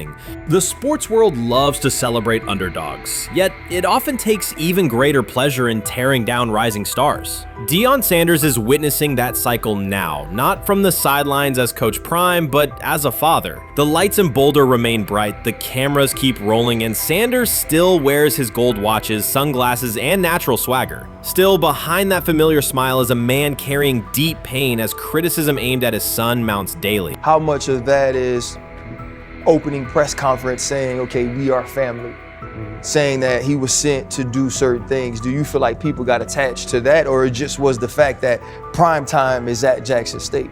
It's prime time. If my son plays cornerback, I want him to be around, in my opinion, the best cornerback ever to touch the field. That's right. If my son played DN, I'd have to talk to you and tell me who's coaching the DNs. That's but right. I was sending my son to play for prime. His pain does not come from critics or losses, but from watching his son, Shedeur Sanders, get pulled into a system where politics outweigh performance. By every metric, arm strength, accuracy, field vision, Shedeur belonged in the top 3 of any NFL mock draft. Defensive coordinators who tried to unsettle him know he never flinches. He owns the unteachable leadership trait that turns strong prospects into franchise cornerstones. Then the narrative shifted. Draft boards that once placed him 2nd or 3rd slid him to 5th, then 12th, and eventually out of the 1st round on some lists. Analysts grew cautious, executives became vague. The statistics stayed strong, and the game film still proved his ability, yet the buzz evaporated. The abrupt silence felt deliberate and wrong. Former NFL safety and respected analyst Ryan Clark then delivered an unfiltered disclosure, not on a scheduled TV segment, but in an unscripted comment. He stated plainly that influential figures inside the league were not overlooking Shedeur Sanders. They were actively holding him back. The motive, Clark said, was political, and the real target was Deion Sanders, Hall of Famer, architect of Jackson State's resurgence, and the coach who turned a 1-11 Colorado program into a national headline. Deion's refusal to conform, wearing sunglasses indoors, dancing with players, speaking candidly, challenged an establishment that favors predictable images and rehearsed statements. According to Clark, that resistance to tradition was not forgotten. When Shedeur displayed the same mix of talent and confidence, concern spread through front offices and media circles. Questions about leadership style and attitude surfaced. Coded language for discomfort with a quarterback who mirrors his outspoken father. Clark's point was clear. The issue is not Shedeur's performance. If he had posted identical numbers at Ohio State or Alabama, endorsements and media specials would follow. Instead, interest cooled, because the Sanders family embodies a self-made identity the league cannot easily manage. Their visible pride and independent brand challenge a system that prizes control. And that threat, not football ability, is what Clark believes is suppressing Shedeur's draft stock. Sometime last week, and then, and I just tweeted that out again this morning, and then today, the Joe Flacco one got posted. So running through this, and then of course we'll still have Dylan will be next, and then Shedeur will come last. As training camp nears, Mary Kay Cabot is providing straightforward analysis of the Cleveland Browns quarterback competition. The starter has not been named, but she has moved away from her earlier skepticism of Shedeur Sanders and now acknowledges his talent and potential. Cabot explained that if Joe Flacco is chosen to start week 1, it will mean he is the most prepared to play immediately. This approach would also give younger quarterbacks such as Kenny Pickett time to adjust, refine their skills, and maximize their potential while Flacco handles the early workload. She added that a Flacco start would not prevent Sanders from earning the position later in the season. The depth chart remains flexible, and Sanders' continued development could put him in line for an opportunity as circumstances evolve. Cabot also noted that Pickett could win the job for week 1, but he must demonstrate he can integrate smoothly with the offense and perform reliably under pressure. The Browns want a leader who can control the huddle, execute plays efficiently, and maintain composure. Pickett's performances in upcoming practices and preseason games will be critical in determining whether he secures the starting role or Sanders ultimately takes the reins as the season progresses. Things like that. It doesn't mean that that Kenny can't swoop in there and steal that job by them, but he's really going to have to show that he has a complete mastery of this scheme and this system, and that they don't have to dial it back a lot to put him in there. So these will be some considerations, and I do think that that as the preseason goes along, it will become evident. Mary Kay Cabot recently stated that Shedeur Sanders is ready, and the Cleveland Browns are monitoring him closely. After a strong showing during organized team activities and minicamp, Sanders has made notable strides in his development. With continued progress, he is expected to return to the field prepared to contribute meaningfully. The Browns coaching staff is tracking his growth, and anticipation about his long-term role is increasing. Cabot added that if Sanders maintains this trajectory and continues to demonstrate poise within the team, he will have a legitimate chance to earn the starting quarterback job. Each practice practice reps strengthens his case, reinforcing the possibility that his development could benefit both the player and the organization. As Sanders impresses, discussion about his future in Cleveland becomes more compelling. Cabot also emphasized Sanders' advanced understanding of the offense. She noted that his football IQ appears in every drill and that he seems ready to execute the Browns system at full speed. His ability to process defenses quickly and make decisive reads distinguishes him from his peers. With the appropriate opportunity, Cabot believes Sanders could become a genuine difference maker for the Browns. One area Cabot highlighted is Sanders' command of pre-snap adjustments. His capacity to diagnose defensive fronts and communicate changes gives him an edge and reflects high football intelligence. If he translates those reads into consistent connections with his playmakers, he could elevate the Browns' offense significantly. By comparison, Cabot said quarterback Dillon Gabriel is still refining his grasp of complex terminology and play calling. While Gabriel possesses upside, Sanders' comfort with intricate concepts and his ability to manage tight pockets under pressure give him a clear advantage at this stage. Gabriel must sharpen those elements to compete at Sanders' level. Cabot previously reported that Sanders had already earned first-team practice snaps ahead of Gabriel. Her latest update confirms that Sanders is now approved as the Browns' starting quarterback, solidifying the organization's commitment to him as QB1. Expectations are high, and his response to the challenge will be closely watched throughout training camp and preseason. Cabot further noted that head coach Kevin Stefanski authorized Sanders to take expanded first-team reps beginning next month. This milestone underscores Sanders' readiness and the coaching staff's confidence in his progress. As the regular season approaches, Sanders aims to cement his status as the starter, and the competition for that position is intensified. Though Sanders leads the race, Kenny Pickett remains in contention. Cabot stressed that Pickett must prove he can integrate seamlessly with the offense and perform consistently under pressure. His performance over the next several weeks will determine whether he can challenge Sanders for the starting role. With both quarterbacks vying for the top spot, the Browns' Week 1 starter will be one of the most scrutinized decisions of the upcoming season. For now, Cabot's reporting underscores Sanders' rapid ascent, strong football intellect, and growing command of the offense, qualities that position him well to lead Cleveland's offense when the opportunity arrives. They say training camp decides depth charts, but Shedeur Sanders began fighting for his job long before he will step inside the Browns facility. While most first-year players squeezed in one last vacation, he slipped onto a private field in Texas, strapped on Cleveland's helmet and shoulder pads, pulled a fresh number 2 jersey over his chest, and started rifling timing routes as if it were the opening drive of Week 1. No cameras, no hype track, no product placement, just sweat, cadence, and ball placement. A rookie does not rehearse in full game gear unless he already envisions himself commanding the huddle. Plenty of observers shrug that clip off. They insist the 5th rounder, quote, isn't ready, cling to depth chart conventions, or whisper that the name across his shoulders did most of the talking on draft day. Maybe it is the Deion connection, maybe it is a preference for prospects who blend quietly into the background, or maybe the league's gatekeepers fear the possibility that the kid is better than the quarterbacks they have spent months promoting. Whatever the motive, the countdown has started, and video rarely lies. Shedeur Sanders is not preparing to arrive. He is preparing to lead.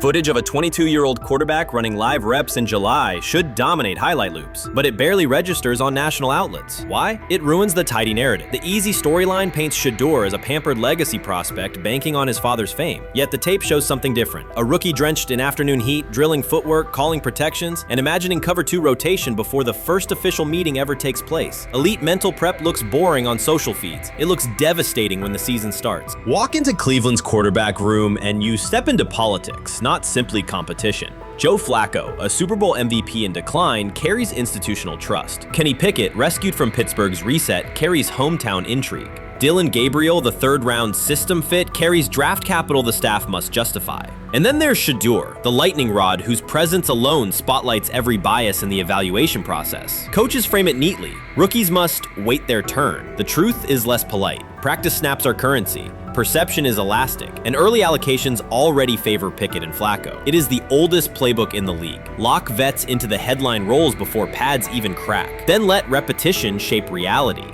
Sanders refuses to cooperate. He is not a 4th-string camp arm. He has engineered game-winning drives under national scrutiny, operated against live blitz looks most prospects never face, and more than any quarterback in the room, documented his own offseason obsession. No social media rollout, no brand consultant, just pads, cleats, and an unlit practice field. If his last name were Smith, pundits would label him the sleeper of camp. Instead, politics trails every throw. Training camp rotations expose organizational intent. Beat writer Fred Greetham already reports that Pickett and Flacco will open with first-team reps when veterans report July 23rd. Gabriel grabs the developmental snaps, leaving Sanders the leftovers. That isn't performance-based, it's narrative-safe. Gabriel doesn't threaten hierarchy, Sanders bends gravity. Watch the details. Does Shedeur steal 11-on-11 snaps with the twos? Does he run red zone installs or 2-minute drills? If he does, coaches are admitting he is forcing his way in. If he doesn't, they are postponing the inevitable. Either way, the private field reps have sharpened his timing and condensed his release. He is not hoping for an opportunity, he is prepared to seize one the instant it appears.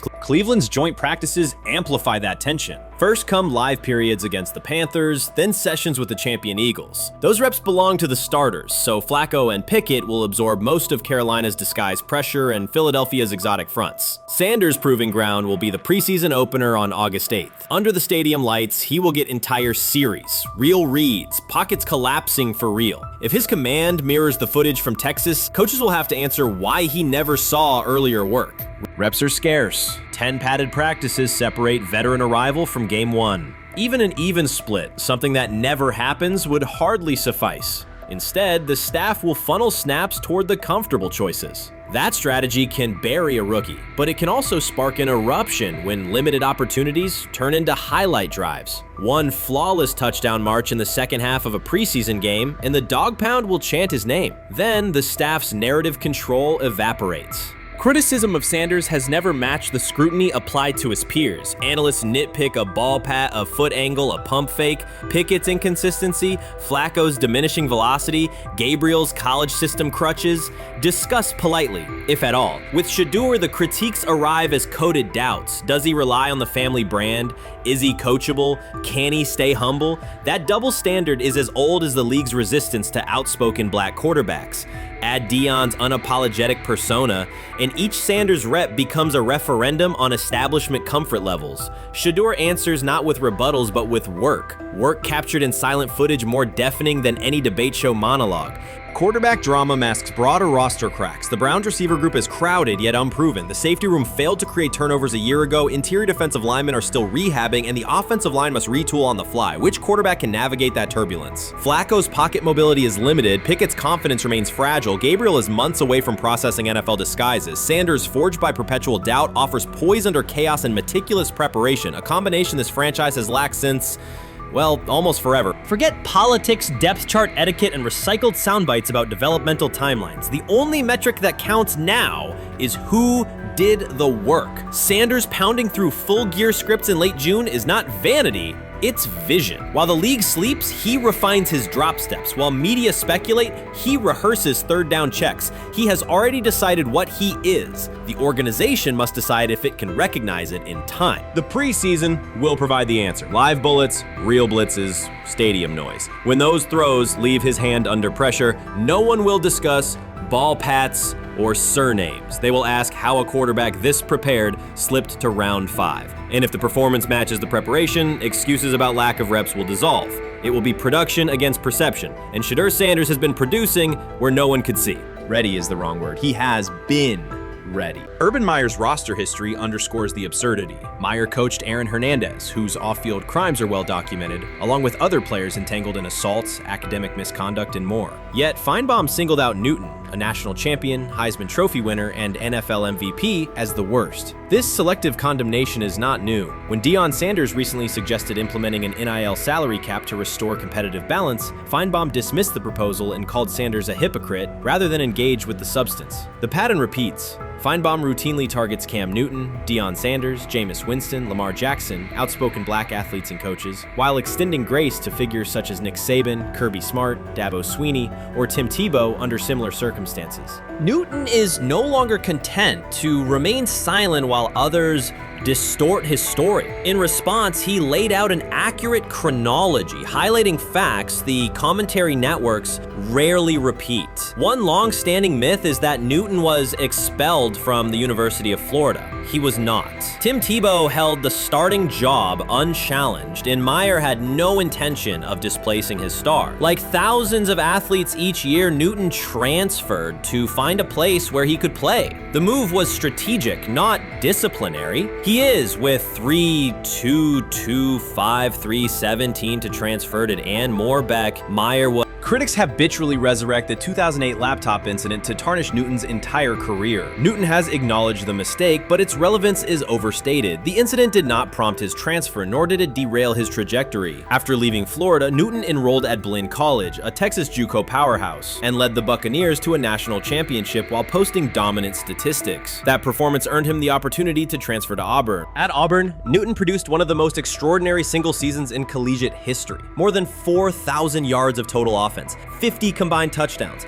an SEC title, a national championship, and the Heisman Trophy. Achievement compressed into a single year under intense scrutiny. Even that landmark season is recast by Feinbaum as a cautionary tale. He claims Newton ignored head coach Gene Chizik by diving for a goal line touchdown when told to kneel, jeopardizing the game. In reality, Newton explained that the decision was a collective adjustment made in the huddle after reading the defense. While Auburn still held timeouts, the Tigers maintained control and secured the championship. Portraying that moment as reckless serves to recast Newton's success as selfishness rather than leadership. Feinbaum's approach to Sanders reflects the same dynamic. When Sanders urged a structured NIL ceiling to protect athletes and stabilize rosters, Feinbaum immediately labeled him hypocritical. Yet when Saban or Sweeney voice identical concerns, Feinbaum frames them as thoughtful guardians of the sport. The inconsistency reveals that the determining factor is not the argument but the identity of the speaker. Unapologetic black leaders who control their narratives, challenge entrenched hierarchies, and Feinbaum's commentary often functions as a check on that influence. Newton countered Feinbaum's latest attack with a concise statement. "You're lying, Paul. Please stop." Behind those words lay a broader indictment of the media machinery that weaponizes half-truths. By calling Newton the worst player Meyer coached, Feinbaum was seeding doubt among fans, front office evaluators, and future historians. Newton, now an established media presence and entrepreneur, no longer depends on traditional outlets to correct the record. He reminded audiences of three essential truths. He departed Florida on his own terms, he led Auburn with support from coaches and teammates, and he captured every major accolade available in college and professional football without conforming to prescribed expectations. An unspoken rule lingers in American sports discourse. Black athletes may excel, but must do so quietly, gratefully, and without highlighting systemic inequities. Newton broke that expectation early by celebrating with unreserved joy, answering questions candidly, and refusing to minimize his personality. For some commentators, that confidence is reinterpreted as arrogance. Feinbaum's repeated attempts to undermine Newton follow a familiar script of policing behavior rather than analyzing performance. Yet, legacy rests not in a pundit soundbite, but in tangible achievements and public memory. Newton's resume, Heisman winner, national champion, NFL MVP, speaks for itself. Millions of fans witnessed his impact on Saturdays and Sundays. Countless young quarterbacks saw someone who looks like them redefine the position's possibilities. The same is true for Sanders, whose player-first coaching philosophy and media savvy continue to influence college football's direction. Feinbaum's commentary cannot erase these realities. Newton, Sanders, Winston, Jackson, and others have already secured their places in football history. By publicly confronting misinformation, Newton set a precedent for athletes who now possess the platforms and technology to present their stories unfiltered. The microphone no longer belongs exclusively to legacy broadcasters. Newton holds it now, and he intends to keep it. A decisive shift that reduces the gatekeeper's influence and ensures that accomplishments are judged on merit rather than narrative manipulation. The 2025 NFL Draft was expected to be Shedeur Sanders' moment. Many projected him as a top 10 talent and a headline quarterback in one of the most discussed college football storylines in years. Instead of walking across the stage on the first night, he waited through 3 days without a call. There was no celebration, only silence. When the phone finally rang at pick no. 144 in the 5th round, it was the Cleveland Browns. With that selection, the financial outlook changed dramatically. The Sanders family believes this was not a typical draft slide, but the result of coordinated action. They are pursuing a $100 million lawsuit alleging collusion across parts of the league. In the months before the draft, Sanders was consistently discussed among the top quarterbacks in the class. Television and digital analysts praised his poise, accuracy, leadership, and command. Scouts highlighted a 74.1% completion completion rate, record-setting stretches at Colorado, and his rise from an HBCU star to a national figure. Consensus expectations placed him in the first round or early second. Draft night unfolded differently. As picks accumulated, there was little indication that his name would be called. The atmosphere at his private gathering shifted from anticipation to doubt. When the Browns selected him late on day 3, projections for his first contract dropped from an estimated range in the mid-$30 million to approximately $4.6 million, with corresponding reductions in likely endorsements and long-term positioning. According to Deion Sanders and others close to the family, this was not about performance, injury, or conduct. They argue it was coordinated. Attorneys were contacted immediately. The allegation is straightforward. Sanders' value was suppressed intentionally. The family's position is that this was a calculated decision within parts of the league, not an isolated set of evaluations. The legal claims focus on communications that, if authenticated, could be significant. Internal emails, text messages, and owner-to-owner conversations. The family's representatives contend that these materials show a deliberate effort to avoid drafting Sanders in early rounds based on perceived image concerns rather than football merit. One message reportedly under review framed the decision in branding terms. Drafting Shedeur would mean inheriting the Prime brand. The complaint asserts that this view led some teams to discourage others from selecting him unless necessary, not for film-based reasons but to avoid perceived attention and external pressure tied to his family's profile. A related thread involves speculation about team fit and willingness to play for certain franchises. Past public comments by Deion Sanders were interpreted by some as signals of an Eli Manning scenario. The family's view is that these were strategic statements, not ultimatums. They argue that rather than engage in discussion, teams chose a passive approach, no direct rebuttal, reduced contact, and a collective reluctance to invest a premium pick. If phone records and written communications corroborate coordination, these items could become central exhibits. Media tone shifted as the draft neared. Coverage that had emphasized production and leadership began highlighting intangibles, interviews, and perceived coachability. Anonymous sourcing appeared in multiple outlets, with claims that Sanders skipped combine drills out of arrogance, bristled at film critique, or told one club, "Maybe I'm not the guy for you," after a tense session. A widely cited line, "Nobody wants a celebrity backup quarterback," was voiced by Colin Cowherd and circulated as shorthand for risk. The Sanders legal position is that these narratives did not arise organically, but reflected a coordinated leak pattern that undermined his market value. The family's contention is that this was primarily about control and compliance rather than football ability. They point out that Sanders did not fail a drug test, was not suspended, and did not produce poor athletic testing. His college resume included elite stretches and significant program elevation at 2 stops. The legal claim asserts that the league's power structure resisted a high-profile player aligned with a high-profile parent coach and an independent media presence. The allegation is that teams sought to avoid the perceived complexity that would come with selecting him early. The financial impact is a core component of the damages claim. Had Sanders been selected late first or early second round, projected 4-year compensation would likely have fallen between $30 to $35 million,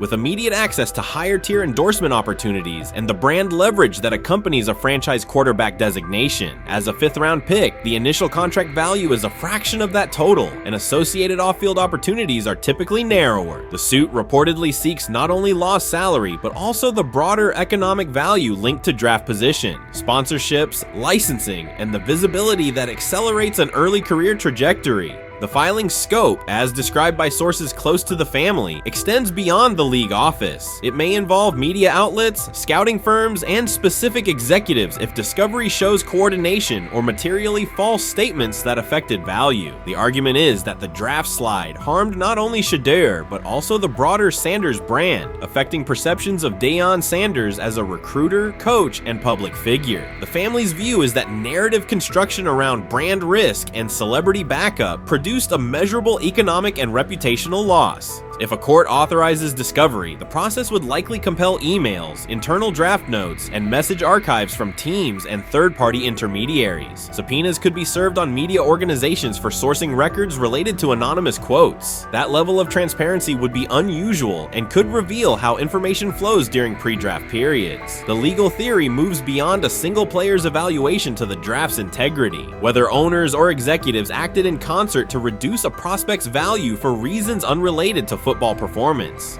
The league has not publicly addressed these specific allegations. Background comments from executives characterize the claims as overreach. The family's camp maintains they have documentation sufficient to proceed. The comparison points referenced by observers include Deflategate, Spygate, and the Colin Kaepernick grievance, not because the facts are the same, but because of the potential scope, policies, practices, and the balance of power between the league and individuals challenging its processes. Another dimension of the dispute involves how the NFL perceives Deion Sanders, Coach Prime, and the autonomy he promotes. He built a large media footprint around his programs at Jackson State and Colorado, elevated his players' profiles, and spoke openly about fit and leverage. The family contends that this visibility, combined with statements about preferred destinations, triggered resistance. The complaint frames the response as a preference for compliance and predictability over independent branding and public negotiation. The suit also addresses the pre-draft decisions that critics point to, skipping the Senior Bowl, declining full workouts at the NFL Scouting Combine, and candid interviews about team fits. The family characterizes these as strategic choices commonly made by top prospects, not evidence of entitlement. Their view is that similar decisions by other players did not produce the same narrative because those players fit more comfortably within league expectations. The risk calculus is clear. Bringing a suit of this magnitude invites professional consequences. The family acknowledges that some within the league may react negatively. Their position is that the principle at stake, transparent and fair valuation, warrants the risk. The message they intend to send is that manufactured narratives and coordinated devaluation should face scrutiny, particularly when they affect earnings, opportunity, and reputation. If the case advances, several outcomes are possible. The court could find insufficient evidence of coordination, limiting the scope to individual judgments protected as opinion. It could also find enough to proceed to broader discovery, which would have implications beyond one player, including potential changes to how teams document evaluations and how media handle anonymous sourcing close to the draft. Agents might push for reforms, including clearer guardrails around leaks and standardized prospect communication records. For now, Sanders is working within the Browns structure. He has avoided public escalation beyond confirming focus on preparation and development. The lawsuit is a separate track managed by counsel. This dual approach, professional routine on the field and legal action off it, reflects the family's strategy. They intend to contest the process they believe harmed him while meeting club expectations day to day. The core allegations remain consistent across their statements. A talented quarterback saw his draft value suppressed by coordinated behavior tied to branding concerns and public positioning rather than football merit. Media narratives amplified that shift, and the result was a substantial, quantifiable loss. The remedy sought includes compensation and a measure of accountability that could deter similar conduct. Whether the claims are ultimately proven will depend on documentation and testimony. If emails, texts, and call logs substantiate coordination, the impact could be significant, prompting policy review around pre-draft communications and media engagement. If not, the case may narrow to disputes over opinion, perception, and the gray areas of scouting. Either way, the filing signals a willingness to confront entrenched practices and to test in court how far the process extends beyond film and interviews. This situation has moved from speculation to litigation. It addresses control, image, and power in a system that influences careers and compensation. It also underscores how public narratives can shape market outcomes. Sanders' path now has two tracks: earning opportunities on the field in Cleveland and seeking redress off the field for what the family views as an avoidable and orchestrated loss. The questions at stake are larger than one draft slot. They touch on how the league values independence, how information is weaponized, and what recourse exists when a player believes the evaluation moved from football to optics. The answers will emerge through practice reps and, potentially, through discovery and a courtroom record. That's exactly what he says. I'm told the footage of Shedeur Sanders meeting with the Giants is so bad that both the Browns and the Sanders family have threatened legal action if it is published. The New York Giants have released audio from their draft interview with Shedeur Sanders, and the disclosure has drawn intense public reaction. Fans want to know whether Sanders made critical remarks and why the Giants shared material that should have remained confidential. This situation revolves around an open microphone, contentious comments, and the broader implications of the league. The New York Giants published a brief, edited segment from their interview with Shedeur Sanders and withheld the remaining footage. Observers are debating whether this was a strategic public relations decision or an attempt attempt to discredit him. The team has offered no additional explanation, and many fans view the limited release as inadequate and potentially misleading. They are demanding full transparency and accusing the organization of orchestrating a negative narrative. While criticism of Sanders is vocal, his supporters are responding with equal intensity. There was another team that he sat down with. What do you mean it didn't go well after that? So, he was pissed that they did that to him. They did that to him. He counter-confronted the them. same thing they do to every other quarterback prospect. They did that to him. They slide in a mistake to see if you catch it. Right.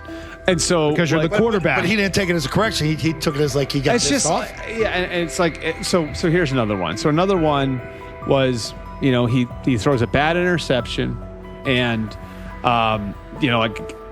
it was a deep throw early in the game, and he comes back and they go in the meeting, they show the interception. The Giants have released only a brief excerpt of the interview and are refusing to share the rest. Their decision has drawn criticism across TikTok, X, and Facebook, where many see it as a poorly handled public relations move. Fans are calling for the full recording to be published so the situation can be judged in its entirety. The GM is on film that the son, they asked the son last draft, yo, who you think I should pick? His son yo, you need to get the Jaden Daniels, B. This is what his son, it's on tape. You should go Jaden Daniels. He laughing at his son. And all right, cool, get Jaden Daniels. I don't even know how that tape got out. I wouldn't have let the get out. Shedeur Sanders appears unfazed by the situation. Although the Giants suggested he was more hype than substance, their handling of the interview has instead elevated his visibility. Analysts across major sports outlets are now discussing him more than before, keeping his name prominent in the news cycle. New York Giants, where these tapes at? You hear me? Because if Shedeur Sanders was so unprofessional, y'all would have leaked the tapes for the whole world could see, right? Cause understand, it's a lot of he say, she say. But one thing I do know, as a young black man growing up in this world, being straightforward and not sugarcoat anything. The Giants' PR team appears to reject Sanders' family connection outright, a decision many view as unprofessional and lacking nuance. Internal discussions seem to have dismissed quarterbacks with prominent relatives as poor fits for the organization, revealing limited awareness of public perception. The response was swift. A single edited clip ignited widespread debate on social media, with fans asking why essential segments were held back and what the team might be hiding. Critics argue that if the full interview contains nothing damaging, the club should release it in its entirety. Online discussion intensified immediately and continues to gain momentum. What they do during the film and the combine and the meetings is teams will install mistakes intentionally planted in the install, and they want you to catch them. Shedeur didn't, and when a coach called him out, once again, it didn't sit well. It's like, bro, there's not many teams needing quarterbacks, especially since Pittsburgh appears to have a deal with Aaron Rodgers and Tennessee's getting Kale Moore. The Giants' decision to withhold the full interview has produced an unintended result. Instead of diminishing interest in Shedeur Sanders, it has intensified it. Media outlets and analysts are now examining every on-field rep, press comment, and public appearance as evidence of how he conducts himself under scrutiny. Each throw, adjustment, and answer is tracked and evaluated against league standards, reinforcing the view that he remains composed and professional. Many fans contend that the organization has misrepresented Sanders and suggest the issue may stem from the Giants' view of his father, Deion Sanders. They see the partial release as an attempt to raise doubts about his character by association. That perception has only made his profile more compelling. The discussion has shifted from whether he deserves a high draft position to how effectively he withstands sustained pressure. Sanders is now regarded not just as a talented prospect, but as a symbol of resilience, central to debates about transparency and organizational strategy. Even if the Giants eventually provide more context, the visibility they have created for him is unlikely to fade. The most fun yet the most difficult thing I cover and we cover all year long is not games, it's the NFL draft. Because I've said this many times, You get lied to for a month to 2 months up to it. And so often during the draft, and every few drafts, there's a guy that really falls, precipitously falls. This year it was Shedeur Sanders, it's been Aaron Rodgers, it's been Dan Marino. Every few years somebody falls a lot. And so, but those stories don't come out until like the fall. Criticism of Shedeur Sanders from within the Giants organization has become increasingly public. Team communications appear focused on casting him as an overhyped prospect, whose character should be questioned. A narrative that seems aimed at shaping opinion rather than assessing performance. Yet each selective release or negative remark has instead amplified attention on Sanders and elevated his reputation. Efforts to confine him to a narrow, unfavorable image continue to produce the opposite effect, reinforcing his position as an underdog who endures external pressure. The debate has shifted from football analysis to broader concerns about narrative control and transparency. Fans, reporters, and online communities are still urging the Giants to publish the full interview, arguing that only complete context can resolve speculation. The organization's refusal to comply has intensified scrutiny and led many observers to conclude that the team underestimated public reaction and now faces questions it could have avoided with full disclosure. The tapes, the New York Giants have the tape. They definitely have the tape. It's confirmation that they had the tape. Shedeur didn't do nothing. It's what they saying he did. I'm gonna tell you what these mixed reaction right here.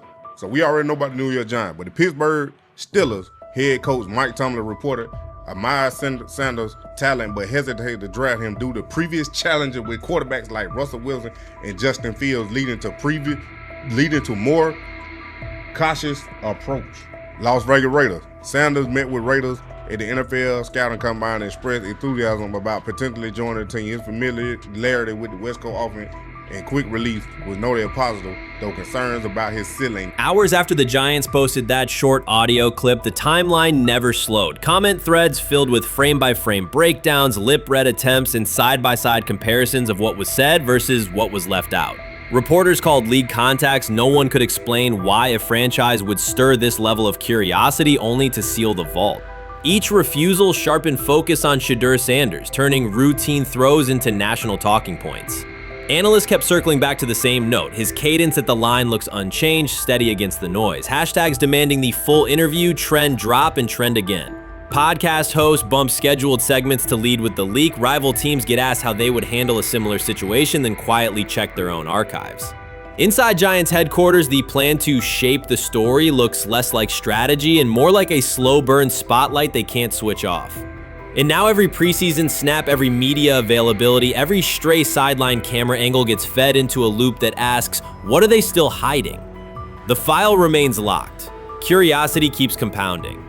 Until someone presses upload or steps to a podium and explains the redactions, the subject drifts away from depth charts and play design, fixing instead on secrecy, control, and the risk of underestimating how fast attention turns pressure into permanence.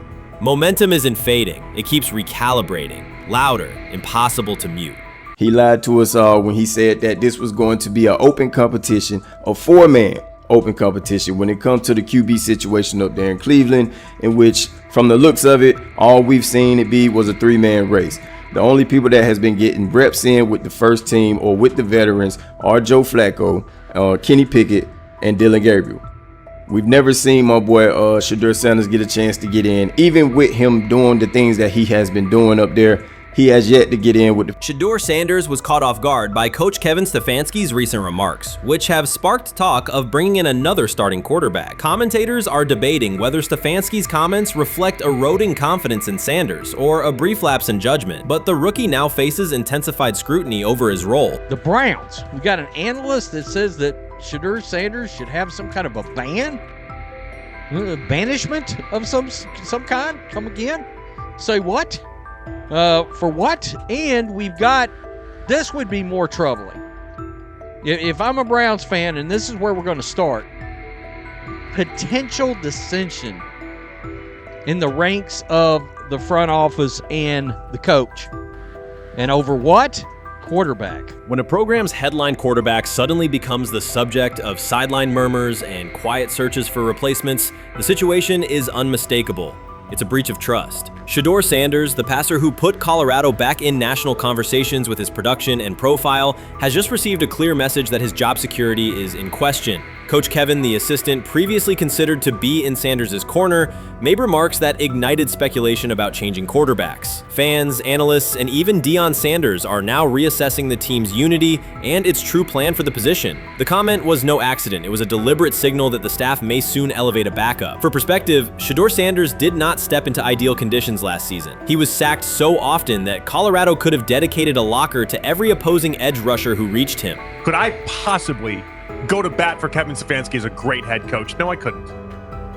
Could you go to bat against him, saying he's a horrible head coach? No, I can't. I think that's why we fall in the middle. I think that's why in a lot of these discussions, and that's why a lot of the rankings, you see him right now in that 15 to 20 range, somewhere in that middle pack of NFL head coaches. I've said earlier, Kevin Stefanski has already been given more head coaches than any coach I've ever seen in Cleveland. Starting with the decision to move on from Baker and him clearly still having another level to get to in Tampa. Last season, Shedeur Sanders often had to operate behind an offensive line that provided minimal protection, yet he still delivered precise throws and critical drives. At times, he seemed to be carrying a struggling roster almost on his own. Despite the constant pressure, he never complained, never threatened to transfer, and never acted entitled. He remained with Colorado because he trusted the program, trusted his father, and believed in the team's larger mission. That loyalty is why Coach Kevin Stefanski's recent statement that the quarterback competition is wide open struck so sharply. The remark implies that Sanders' starting role is insecure, as though the player who absorbed countless hits while holding the offense together is simply another name competing with walk-ons and first-year athletes who are still learning the cadence. This goes beyond ordinary coach language about fostering competition. It introduces genuine uncertainty about the staff's confidence in Sanders and invites speculation that Colorado is actively assessing outside options through the transfer portal. By characterizing the position as vacant, Stefanski has planted seeds of doubt that could quickly evolve into rumors and undermine the stability of the locker room. I'm sorry, but when it comes to quarterback, I'm going to defer to my head coach, generally speaking, especially one with Stefanski's track record and how he's viewed across the league. So this is interesting because it tells you Kevin Stefanski's not a Shedeur Sanders guy. And it also tells us who made these picks. Exactly. The Cleveland Browns made a rather awkward decision in the NFL draft, opting to take quarterback Dillon Gabriel in the 3rd round, well before he was expected to fly off the board.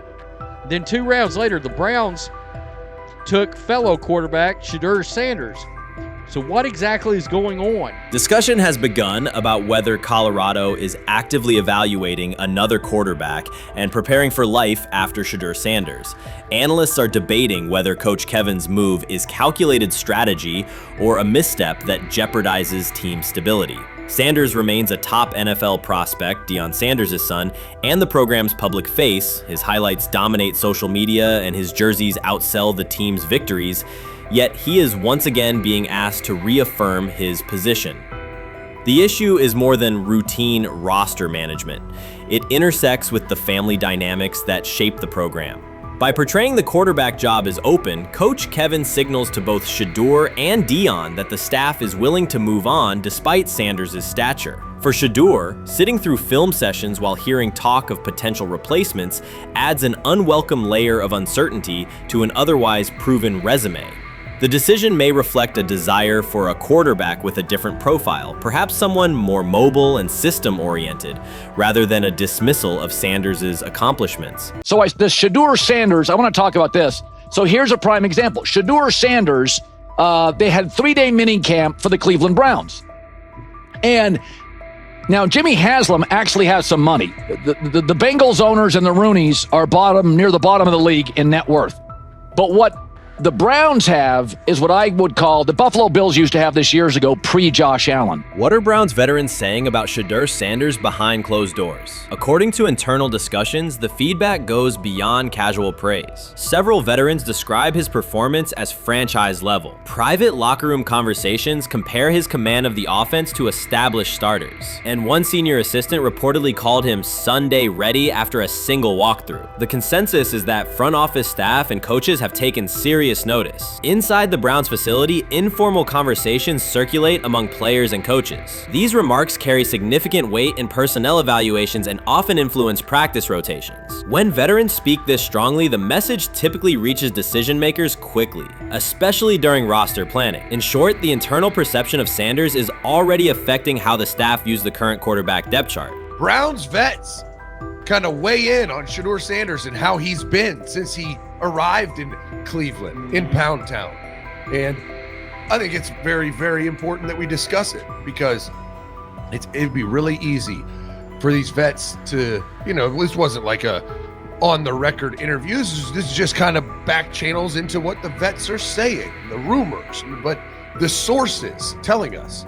And we have a couple quotes, but Shedeur Sanders, Cleveland Browns, it seems like it's going well. And it's almost like you don't want to talk about it. At the center of the growing internal buzz is Shedeur Sanders, the rookie who entered Berea with late-round expectations but is being discussed privately as a potential long-term starter. This is not a routine camp tale about an extra arm taking practice snaps. Sanders has seasoned teammates, players with playoff mileage, quietly reassessing his ceiling. Observers who overlook these conversations risk missing one of Cleveland's most deliberate personnel moves in years. Sanders is not on the roster because of his surname. The Browns reviewed their quarterback depth, weighed costs, and chose a controlled, development-oriented option they believe can stabilize the position. His presence is already changing practice dynamics. Veterans notice his pocket awareness, adjust routes to his timing, and acknowledge that he processes coverage at an advanced level for a first-year player. Leadership patterns in the huddle feel different. Sanders delivers with precision and composure that challenge defenders to reevaluate their calls. The strategic upside is clear. A 4-year rookie contract offers cap flexibility while other franchises cycle through expensive stopgaps. Coaches and front office staff view Sanders as a calculated investment, not a publicity experiment. Outside chatter still focuses on Joe Flacco's age or Kenny Pickett's development. Inside the facility, however, veterans pause film sessions to dissect Sanders' ball placement and progression speed. Position coaches highlight clips where he works through reads decisively and delivers on time, traits rarely attributed to rookies. Sanders' confidence is measured rather than theatrical. He moves as though the NFL tempo is familiar, and that calm spreads across the roster. Experienced defenders are rechecking the depth chart and asking if the quarterback competition is tighter than publicly acknowledged. Great kid, and whether it's a following that he's earned, I mean, that's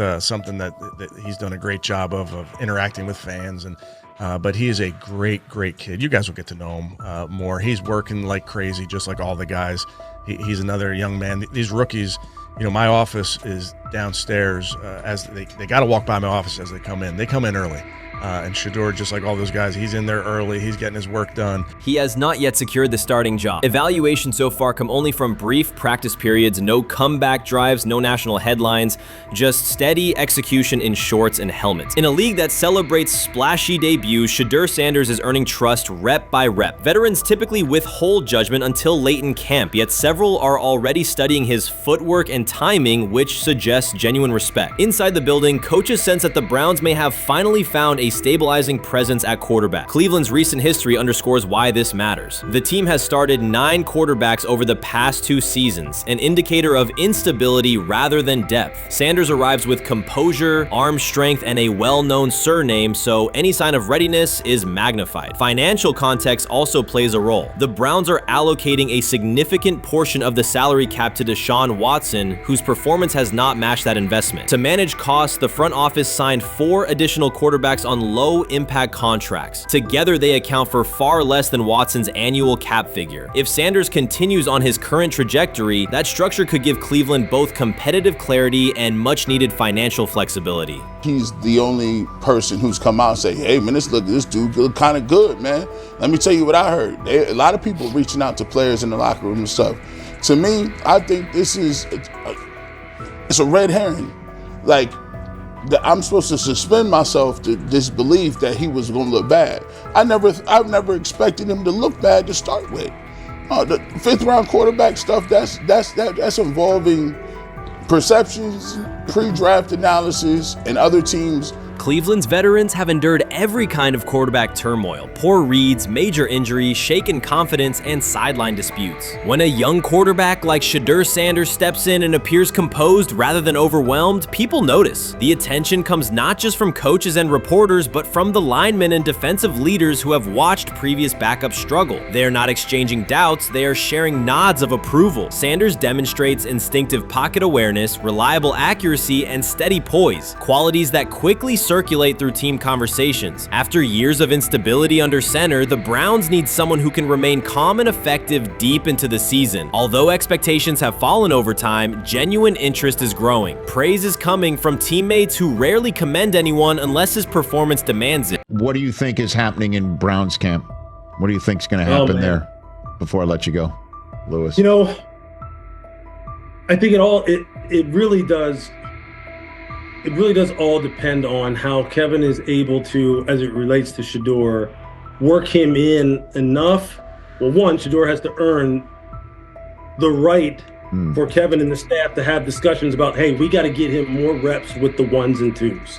We got to get him more reps with the ones and twos when we're going team period, not just walk through or not just 7-on-7 team. Louis Riddick reacted sharply on air after viewing practice footage from the Cleveland Browns. The clip showed quarterback Shedeur Sanders executing a string of precise throws while the Browns head coach watched with a broad smile. Riddick questioned whether the session was focused on evaluation or celebration, arguing that visible enthusiasm from the staff could cloud objective assessment of a rookie's progress. Earlier in the segment, Riddick's tone had been measured once the Sanders highlights appeared. He criticized the perception that a routine practice was being treated like a marquee event. He stressed that coaching reactions should remain subdued until performance translates into game situations. Riddick concluded by calling for accountability and asking the Browns to clarify how they plan to manage expectations for Shedeur Sanders as training camp continues.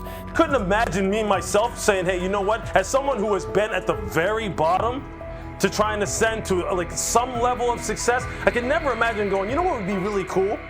I'm gonna play a joke on someone like this and pretend that I'm a GM and I'm drafting you when actually I'm not, and then I'm gonna hang up and just giggle about it. Man, what the hell are we doing?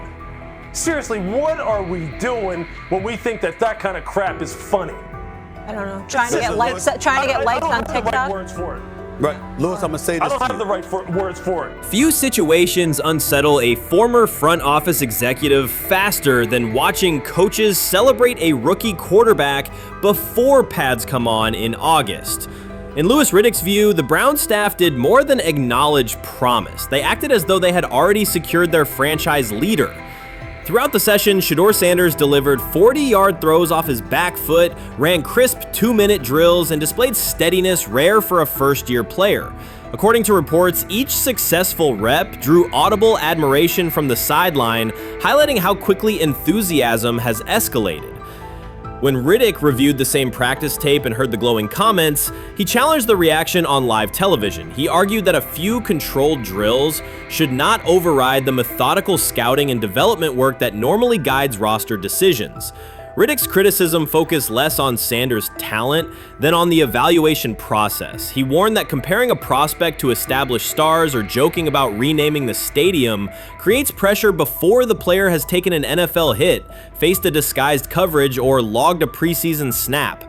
Praising potential is acceptable, he said, but anointing a savior in July risks repeating the organization's history of premature quarterback expectations. Sanders brings confidence shaped by his father's legacy and his own disciplined preparation, yet Riddick insists that progress must be confirmed over time.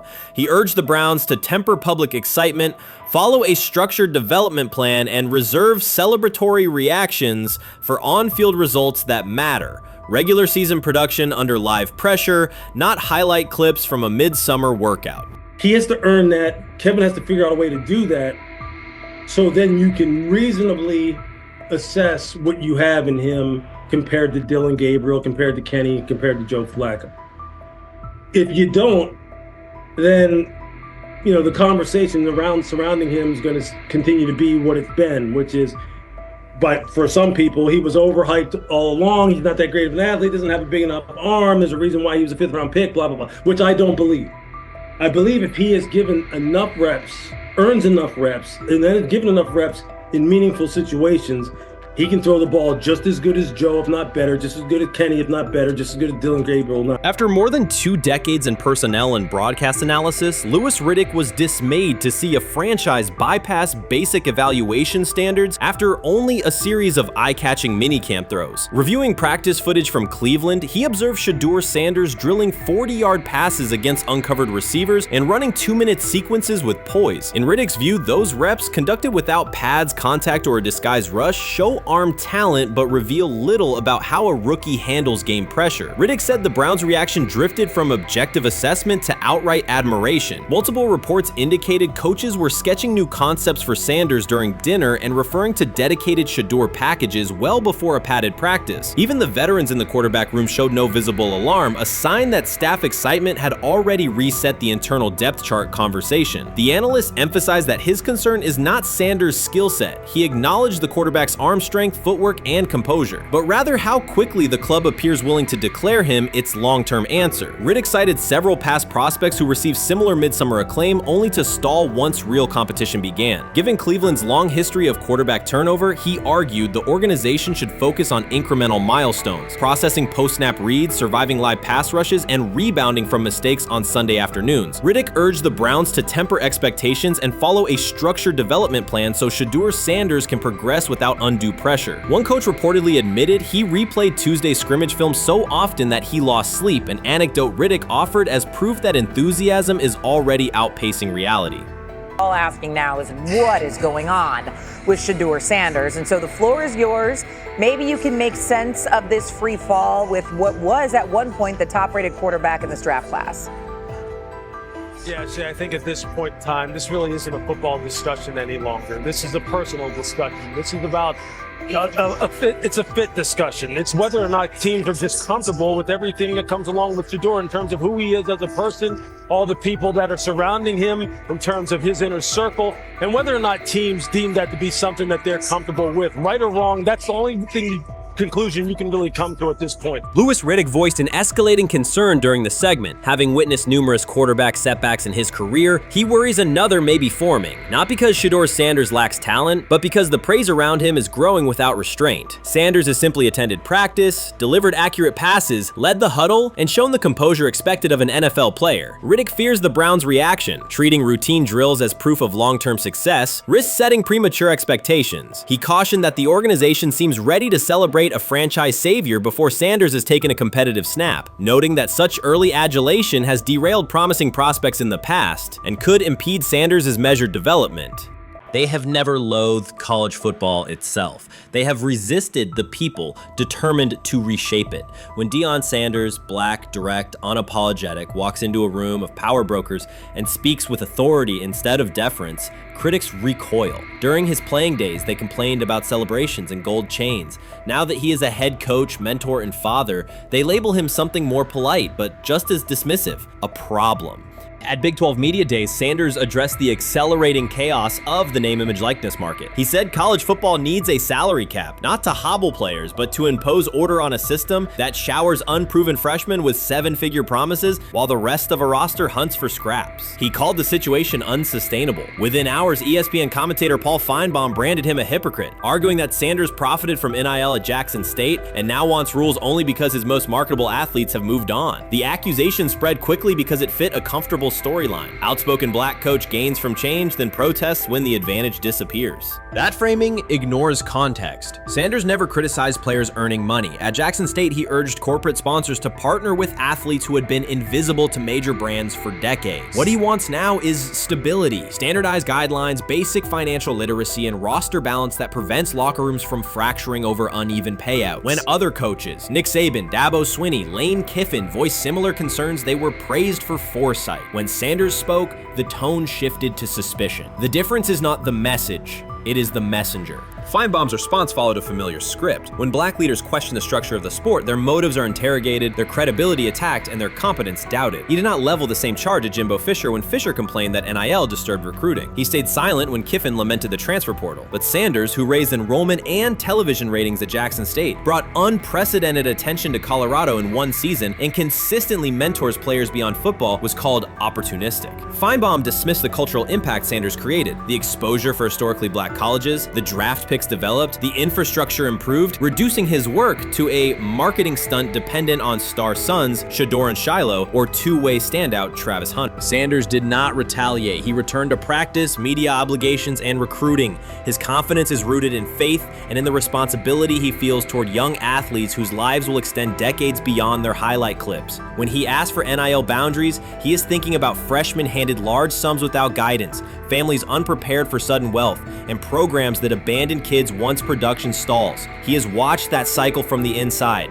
He wants protections, not restrictions. Critics predicted Colorado would fade once Shedeur and Hunter leave. Instead, Sanders signed blue-chip quarterback G.J. Lewis and a wave of transfers eager to join a program that values personal growth as much as on-field wins. Recruits see a coach who challenges the status quo, who places black culture at the program's center without apology, and who will remain visible when social media buzz cools. They recognize that Sanders does not chase attention. Attention follows his results. Media outlets reduced the upcoming Buffaloes season to a win total prop. 6 victories, give or take. Sanders is playing a longer game. He wants to show young athletes, especially black athletes, that they can lead authentically, speak with conviction, and refuse to shrink for access. Success measured only by the scoreboard misses the point. If Sanders builds men who graduate with financial literacy, self-confidence, and community awareness, he will consider the mission successful, even if Colorado finishes with 5 wins instead of 10. None of that registers with commentators invested in an older hierarchy. For them, leadership should remain predictable, reserved posture, muted tone, minimal cultural expression. Sanders contradicts that image. The possibility that his methods could spread to other coaches, to other programs, threatens a model that has kept decision-making and revenue streams concentrated for generations. So the debate is not about hypocrisy or payroll ceilings. It is about control of the narrative and who is deemed qualified to write it. Sanders refuses to surrender that authority. He knows order is necessary. He also knows whose voices have been ignored whenever real reform is discussed. By speaking plainly, he forces television panels, athletic directors, and conference commissioners to confront issues they would rather defer: financial education, equitable resource distribution, and consistent national standards. Whether Colorado exceeds betting lines this fall will not change the trajectory Sanders has already set. He made Boulder relevant, energized recruiting beyond traditional power corridors, and broadened college football's cultural reach. That influence will persist long after social media debates cool. If his call for NIL structure eventually becomes policy, as the NCAA and Congress now contemplate, Feinbaum's soundbite will fade, while Sanders' imprint endures. In the end, accusations of hypocrisy say more about the accuser than the coach. Sanders has remained consistent: empower athletes, hold adults accountable, and inject stability before unchecked money corrodes the locker room. The people who stand to lose clout in that environment prefer the chaos they can manipulate. Sanders prefers a system that nurtures the players who make the sport worth watching. His advocacy is rooted in experience, not self-interest, and his critics will have to decide whether to engage with that reality or keep shouting from the sidelines. Watson says he has been mentoring Shedeur Sanders at the quarterback position. The biggest failure in the NFL is now mentoring quarterbacks. The most overpaid underdeliverer at the position is now mentoring 2 rookie QBs and a Super Bowl champ. So what exactly are you mentoring him at? You have had 24 civil lawsuits that you paid off to go away. And when you play, you are as ass as those massage therapists are, apparently. Shedeur Sanders is also a show. It's all about him. It's all about anything else. If you don't see that by now, then you're just blinded. Cleveland's second most talked about player has yet to take a professional snap, and it isn't Deshaun Watson. Rookie quarterback Shedeur Sanders has already captured the locker room's attention and the fan base's enthusiasm, creating a visible shift in the team's internal dynamics. Watson, once the uncontested focal point, now shares the spotlight with a newcomer who has only practiced in shorts. The Browns are experiencing a rapid, unforeseen change in popularity within their roster. 4-man competition. It's not. It's 2 guys versus 2 guys. It's the 2 older guys to be the starter. Yeah. It's the 2 younger guys to position themselves however it may be and show little improvement every single day, right? So, of all the things I'm watching, I'm watching the first 5 when they break a session, the first 5 with the veterans, with the ones. Who's in there, where are they going? The ball's going to Jerry Jeudy, right? Flacco's no dummy, lasts as long as he has, right? He can really whiz it. But as we go on, I want to watch these guys because they probably just got plays installed Tuesday, and they're out there running them Wednesday. Shedeur Sanders arrived in Cleveland and immediately commanded attention. The rookie has yet to take a preseason snap, yet the energy around him inside the building and across social media eclipses what many veterans receive in an entire season. Fan enthusiasm is so strong that Deshaun Watson's jerseys are already drifting toward the clearance rack at the team store. In a matter of days, Sanders has become the roster's second most popular figure, while Watson watches his once secure QB1 status and public approval shrink by the hour. Shedeur or Deshaun? Who do you want as your quarterback next year? Honestly, Shedeur. I love Deshaun though. Like, I don't understand all the hate for Deshaun. You get hurt and you get booed, bro. That's foul. That might be the foulest I ever seen. The Browns' social media staff posted a single candid photo of rookie quarterback Shedeur Sanders releasing a warm-up throw, and the response was immediate and overwhelming. Fans saturated timelines with edits of themselves alongside him, while Deshaun Watson's routine practice reps drew comparatively little notice. Although an official Sanders jersey has not been released, unauthorized versions are already moving at a pace that exceeds merchandise sales for several other AFC North teams. The surge in interest marks one of the most intense fan reactions Cleveland has experienced in recent memory. The excitement surrounding Shedeur also triggers a wave of criticism. Veteran analysts, anchored in a 1980s mindset, question whether his style will translate into lasting success. They focus on his NIL earnings, social media presence, and visible confidence, arguing that the image overshadows substance. To them, outward self-assurance appears to be a distraction rather than a competitive asset. Even a simple smile or brief display of personality is cited as evidence that he lacks the measured discipline they expect from a starting quarterback. Critics claim Shedeur Sanders is notable only because of his father, overlooking the performance he delivered at Colorado. Many of those same observers ignored the Buffaloes until Deion Sanders made national headlines, yet they now question whether his son has earned the attention. They want rookies to keep quiet, carry clipboards, and wait 2 seasons before challenging for a starting role. Sanders is disregarding that script from the moment he arrived. His presence has already turned Cleveland's quarterback discussion into a genuine 2-man competition before a single preseason snap. Deshaun Watson maintains publicly that the situation does not concern him, but it is hard to believe the pressure is not real. A fully guaranteed contract protects his paycheck, not his standing in the locker room. Sanders, meanwhile, is translating charisma and early momentum into tangible influence with teammates, coaches, and fans, reshaping expectations for who will lead the Browns on opening day. I'm a firm believer. If I wanted Shedeur Sanders at 2, at worst at 33, of course I already think that he's better than other quarterbacks. Because that's the type of talent, that's where I would have picked him at. And if he was at 2 or 33, and he still had the same exact skill set, we would be talking about him starting and playing. Right. Well, there'd only be 3 quarterbacks. It'd be here, 3 quarterbacks, not 4. Yeah. But does he move to the 5th round? That's cool. They might have to go along with it. But to me, I think if you ask who got the best tools, I'm going with Shedeur. Shedeur Sanders has not taken a single professional snap, yet discussion about him has split NFL social media into 2 camps. One side already argues he should start immediately. The other worries about what that means for veteran quarterbacks like Deshaun Watson. Reporters now line the perimeter of Browns camp, scrutinizing every inconsistency in Watson's spiral and every precise throw from Sanders during drills. Each well-placed pass is clipped, posted to TikTok, and captioned as evidence of a future QB1. Cleveland is no stranger to quarterback drama, but this situation is different. Rather than cycling through another unproven starter, the franchise is dealing with a rookie who entered with more polish, public attention, and perceived readiness than most first-year players. Fans chant Sanders' name before he has appeared in a preseason game, while the established starter works to maintain his relevance. The atmosphere is not yet a full controversy, it is a countdown. Traditional analysts insist on the importance of experience and respecting the process, yet Sanders is progressing on the timeline set by the supporters who already view him as the next leader of the offense.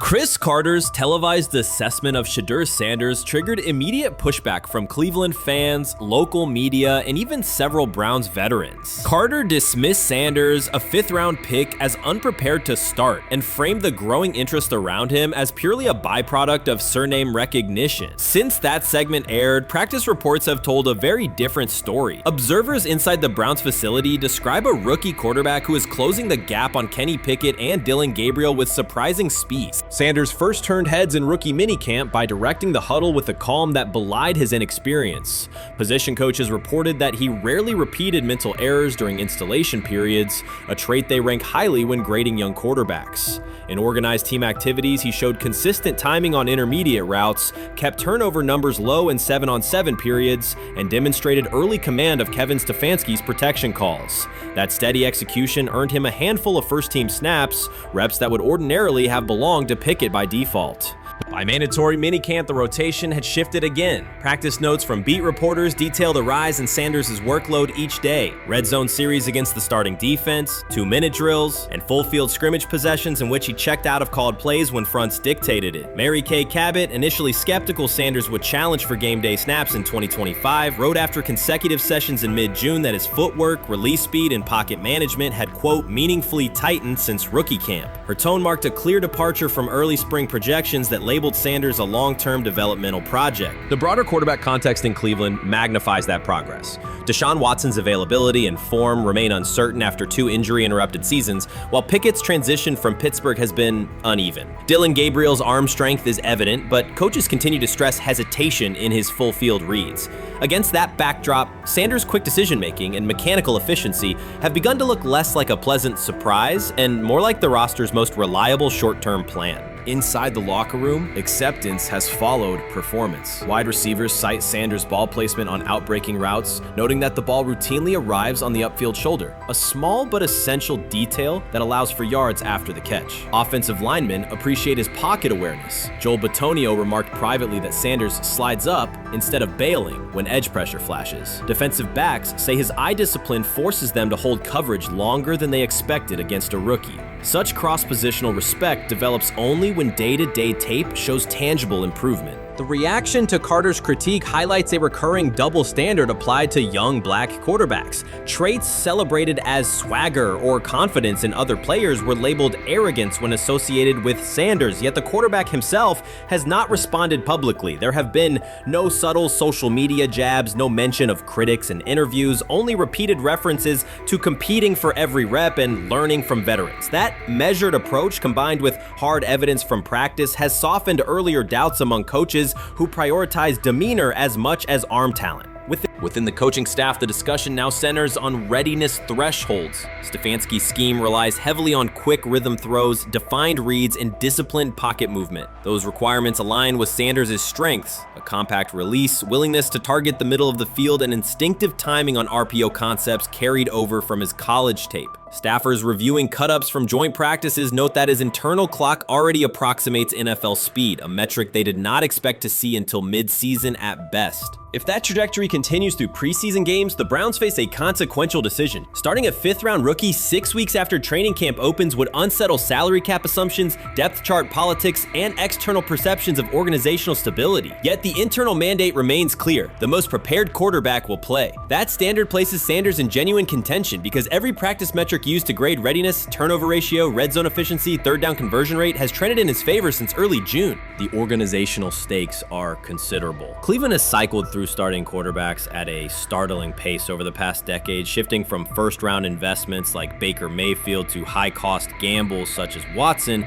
each move packaged as the long-awaited solution. A rookie chosen outside the first 100 picks ascending to the top of the depth chart would challenge long-held league assumptions about draft pedigree and opportunity. It would also validate the evaluation philosophy that prioritized Sanders' intangibles: processing speed, leadership presence, over conventional arm strength thresholds that pushed him down the draft board. Carter's televised remarks now sit awkwardly alongside daily updates from Berea. His critique relied on pre-draft labels and the presumption that a late-round passer with a famous father would need a redshirt year. Practice film contradicts that stance. Sanders checks protections at the line, manipulates safeties with shoulder fakes and has reduced turnover-worthy throws and full-speed sessions to single digits. Statistics normally cited for veteran backups, not rookies. The longer that evidence accumulates, the more Carter's comments appear rooted in legacy bias rather than objective performance review. None of this guarantees Sanders will open the season under center. Preseason defenses test quarterbacks in ways practice cannot. Defensive coordinators will disguise pressure and boundary rotation to force late decisions. Sanders must show he can adjust protections and exploit mismatches without the benefit of a controlled environment. Yet within the Browns facility, the conversation has shifted from if he will be ready to when. Quiet confidence from Amari Cooper and other veterans suggests they believe Sanders can steady an offense searching for consistency more than highlight reel heroics. Sanders' rise also affects long-term roster calculus. If he earns the job and performs competently, Cleveland gains starter-level production on a cost-controlled rookie contract, freeing cap space allocated to other positions. That scenario could reshape roster-building strategy in a division featuring Joe Burrow and Lamar Jackson, quarterbacks whose contracts consume significant percentages of team payroll.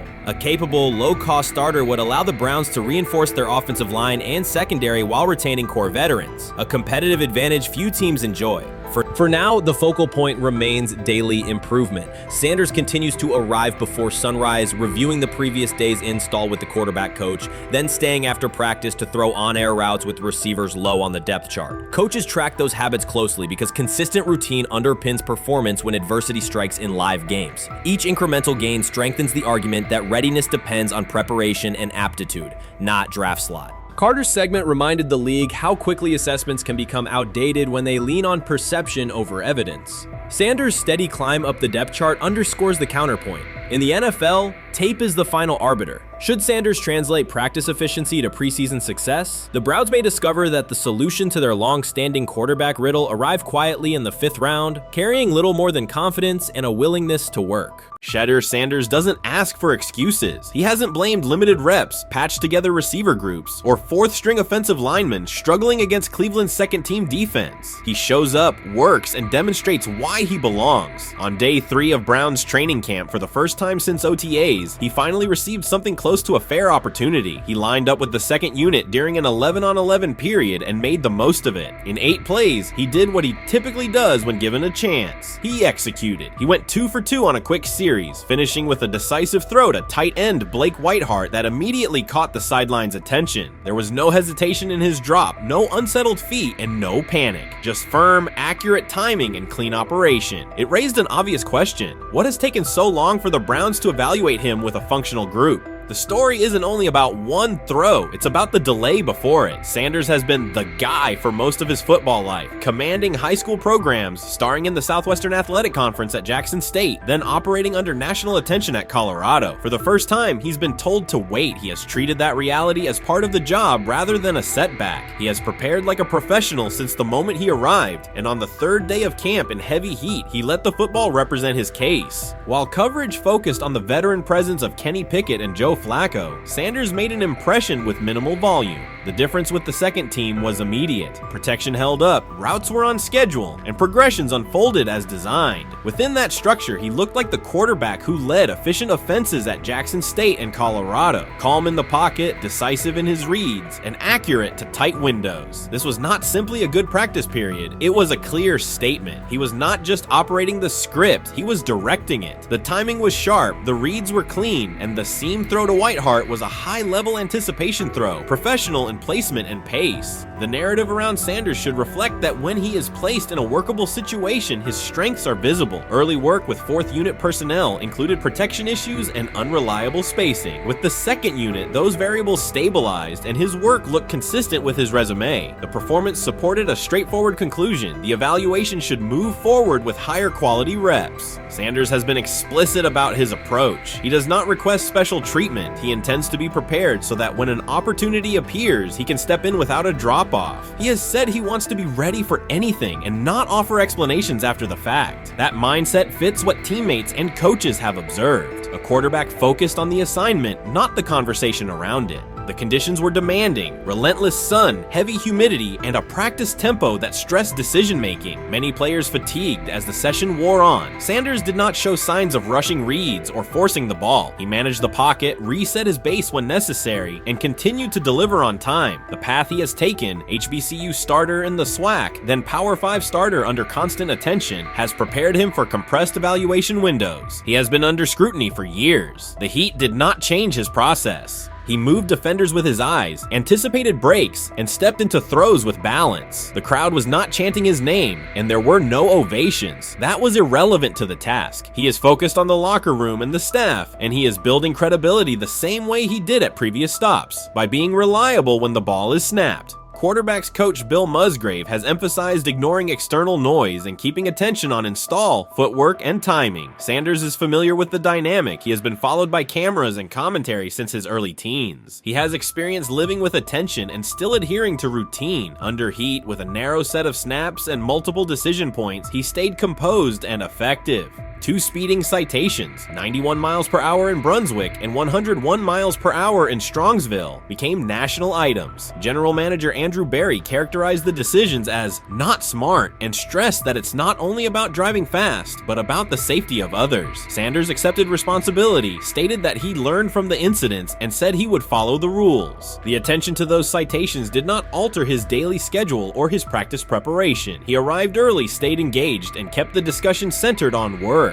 Away from the field, he spent time at Rainbow Terrace in Cleveland after a significant apartment fire, distributing supplies and checking on families affected by the incident. There was no formal media rollout around the visit. It was an instance of direct engagement with the community without publicity attached to it. That reflects the same approach he shows inside the building. Do the work first. Sanders treats each rep as if it might be his last for the day and his only chance to show a specific element on tape. He prepares for protections, cadence variations, route adjustments, and timing with a level of detail that compresses the learning curve. When he is not under center, he studies coverages from the sideline, charts plays, and reviews video before and after practice. He writes down the next day's calls so he can anticipate checks. He has referenced using virtual simulation tools to replicate snaps he does not receive physically. That is not a passive stance, it is an active attempt to reduce the distance between classroom and field. He is building relationships across the roster, not just with projected starters. He communicates with defensive backs to understand what they see and how they react to certain stems. He spends time with offensive linemen to align on cadence and protection calls. He connects with newer players away from the facility so that communication improves in practice. That is practical leadership, consistent, low visibility work that becomes obvious when the ball is snapped and the operation is smooth.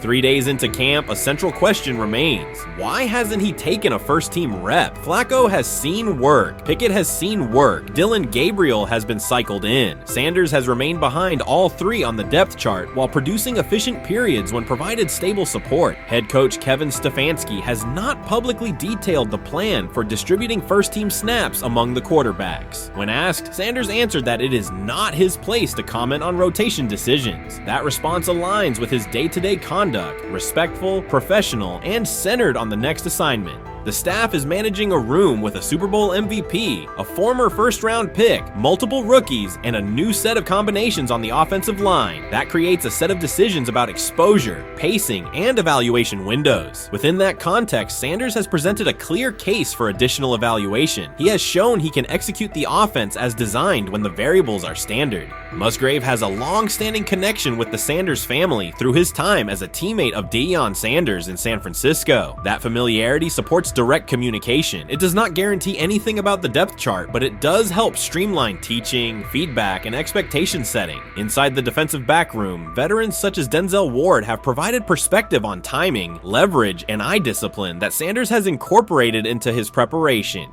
He is operating without the immediate family structure that defined his college environment. Away from his brother Shiloh and his father Deion, he is managing his own housing, nutrition, recovery schedule, and all the smaller tasks that accompany an NFL routine. Those adjustments matter because they influence consistency across a long camp. He has treated those responsibilities as part of the job rather than distractions, which is reflected in a steady daily approach. What he showed on day 3 with the second unit was not a surprise to those who have tracked his prior work. It was a continuation of a profile, efficient sequencing, clear timing, and consistent ball placement when protections and routes hold up.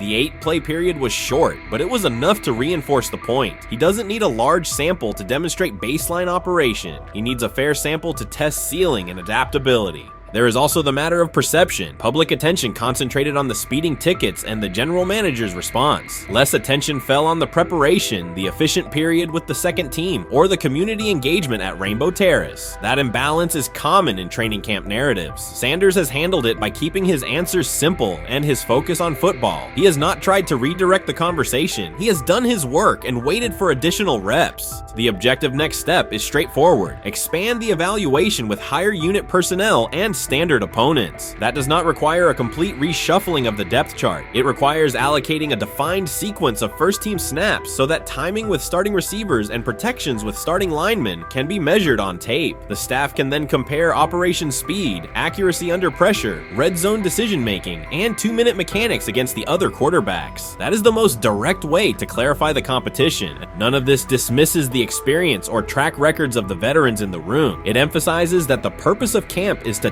test assumptions with current performance. Sanders has provided enough evidence with the second unit to justify a broader look. He has shown that the pace of his feet matches the pace of his eyes, that he can hold safeties with his shoulders, and that he can drive intermediate throws without float. He has also shown discipline to take the clean completion rather than force the vertical shot when leverage dictates otherwise. Every day, he has addressed the controllable items, meetings, note-taking, install recall, cadence management, and post-practice review. He has not asked for public guarantees. He has asked for an opportunity to compete on comparable terms. The 8-play sequence with the second unit was a small but clear example of what he can do when those terms exist. The staff's communications have been measured. Stefanski has not laid out a schedule for first-team rotations publicly. Barry addressed the speeding incidents directly and emphasized standards for decision-making off the field. Sanders accepted the criticism, adjusted his behavior, and moved forward. Those are the relevant facts. What remains is a football evaluation that can only be completed by giving him snaps with the top group and measuring the results. If that evaluation occurs and he performs at the level he showed with the second unit, the conversation will shift from potential to placement. If it does not occur, the question will persist through camp. Why not test the full picture? Sanders has built a case based on preparation, poise, and execution. He has demonstrated leadership by building relationships across the roster. He has shown maturity in handling external issues directly and moving on. He has given the staff reasons on the field and in the building to continue the process.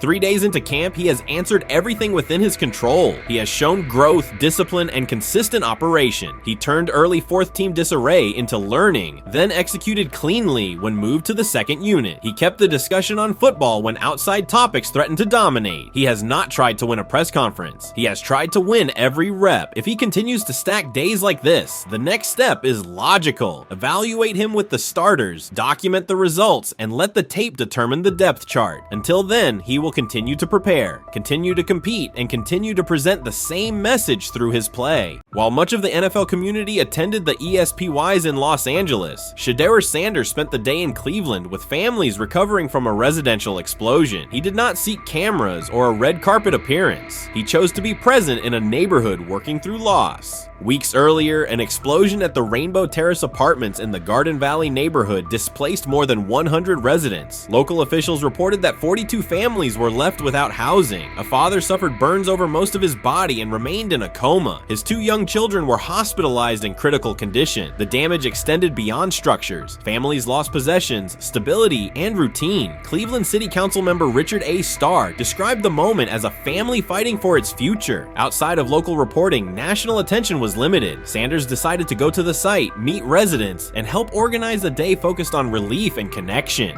The decision drew questions almost immediately. Some asked why he was not at the ESPYs, others questioned his motives. Sanders did not respond with counter-arguments. He explained simply that he felt an obligation to be present and that he would act on that conviction. This was not a team-scheduled appearance. He promoted the gathering himself, arrived without ceremony, and spent the day with residents. His approach emphasized listening, participation, and time. The event, which he called the Garden Valley Fun Fest, brought a large turnout over several hours. The purpose was straightforward: create space for families to reconnect and for children to play, even as recovery work continued. Sanders threw passes with kids on the blacktop, joined in games, and spoke with parents and grandparents about what they were facing next. He moved through the apartment complex and common areas with minimal staff support. Browns defensive lineman Michael Hall Jr. attended and interacted with residents as well. There were no speeches or staged moments. The focus remained on residents and their needs. Questions about visibility persisted as photos and short clips circulated online. Some criticism framed the visit as a substitute for a higher profile appearance in Los Angeles. Sanders kept to the same message. The priority was to support a neighborhood coping with displacement and uncertainty. He did not present the choice as a protest of any event. He presented it as the correct use of his day.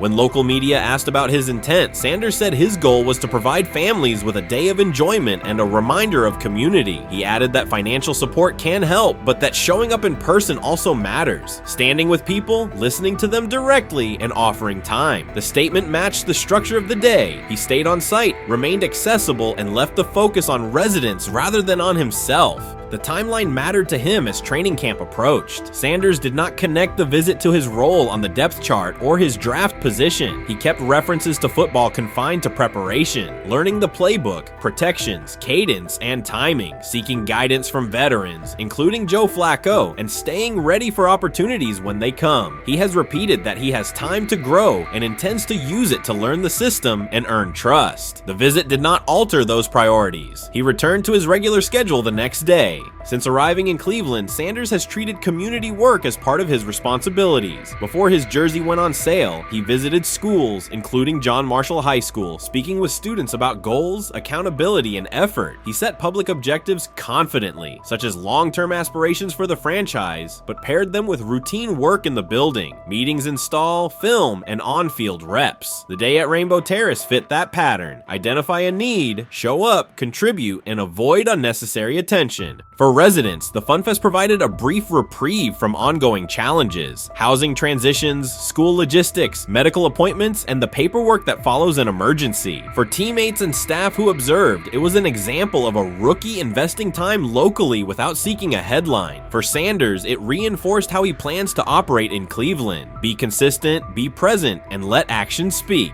The setting at Rainbow Terrace underscored the scale of recovery ahead. Families described the first weeks after the explosion: nights in temporary housing, efforts to replace clothing and essentials, coordination with agencies and community groups. Sanders moved from group to group, speaking with parents about their immediate needs, greeting elders who came to watch the activities, and encouraging kids who wanted to throw a football, run races, or take a photo. He kept the schedule flexible so residents could arrive and leave as they were able.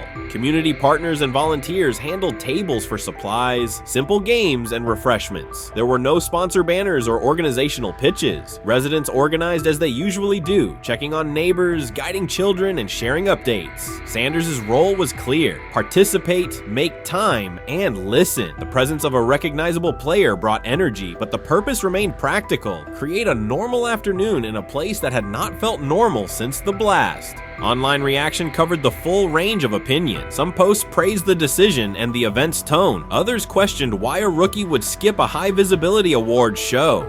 Sanders did not try to manage that conversation. He maintained the same explanation. He chose to spend the day where he believed he could be useful, and then he returned to his football schedule. The approach was consistent with how he addresses other topics: answer directly and move on to the next task. The same measured approach appears in his preparation for camp. Sanders has not asked for public guarantees about reps. He has focused on install recall, cadence, and protection IDs, route timing, and situational work. He has sought input from veterans, thanked teammates who have provided guidance, and spent time with receivers and linemen to align on communication.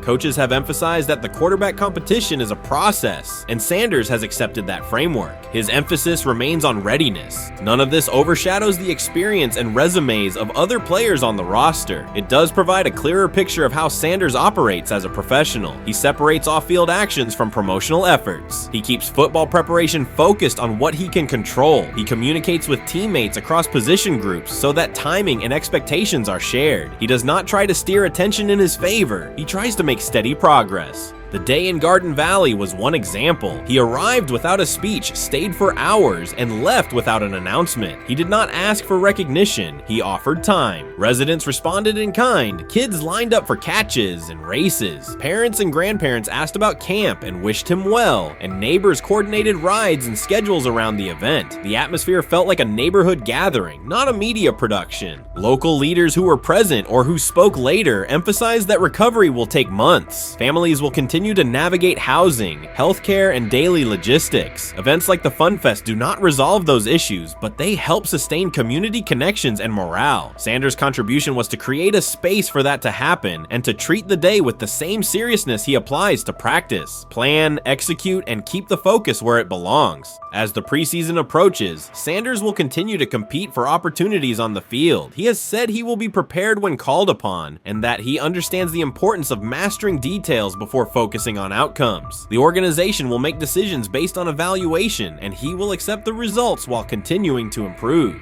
The off-field choices will remain consistent, identify needs in the city where he lives, and contribute in direct, practical ways. The core elements are simple. A neighborhood suffered a significant loss. Residents faced immediate and ongoing challenges. A rookie quarterback chose to spend a day there, without a press conference, without a schedule of talking points, and participate in a community-led event designed to give families a break and remind children that play still has a place. He provided presence, not a headline. He listened more than he spoke. He returned to work the next day. In a league and media environment that often prioritize visibility, Sanders made a different choice. He kept attention on people, not optics. He placed value on time spent in person rather than on appearances. He continued to build trust in the locker room and in the city through steady conduct rather than declarations. That approach, measured, direct, and consistent, will shape how he is viewed in Cleveland as much as any public statement could. The outcome of his football career will be decided on the field by installations learned, reads made, throws delivered, and games played. The outcome of his role in the community will be measured by smaller, quieter moments. Afternoons like the Fun Fest, school visits, and unannounced stops where listening matters more than being seen. For Cleveland residents at Rainbow Terrace, the takeaway from that day was straightforward. Someone who represents their team showed up, stayed, and participated without fanfare. For Sanders, it was the same. Do the work in front of you, whether that is a practice period or a neighborhood event, and keep the focus on the people who are affected most. We've got news.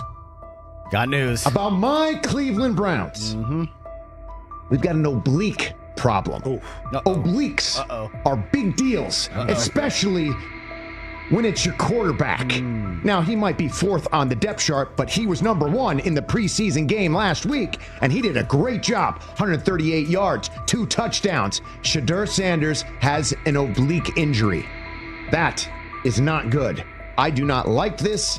I hate this because I want to see more reps for Shedeur Sanders. Shedeur Sanders, a projected breakout this season, has been sidelined unexpectedly. The Browns coaching staff confirmed an oblique injury significant enough to keep him out of all activity. No reps, no drills, no warm-ups. Concerns are rising about how this may affect his momentum and force adjustments to the team's plan. The focus now is his recovery timeline, the impact on his development, and the next steps for the quarterback depth chart. Browns rookie quarterback Shedeur Sanders injured his oblique during practice today, putting his status in doubt for Saturday's preseason game against the Eagles. He's the latest quarterback on Cleveland's roster who has dealt with a health issue, joining fellow rookie Dillon Gabriel and Kenny Pickett.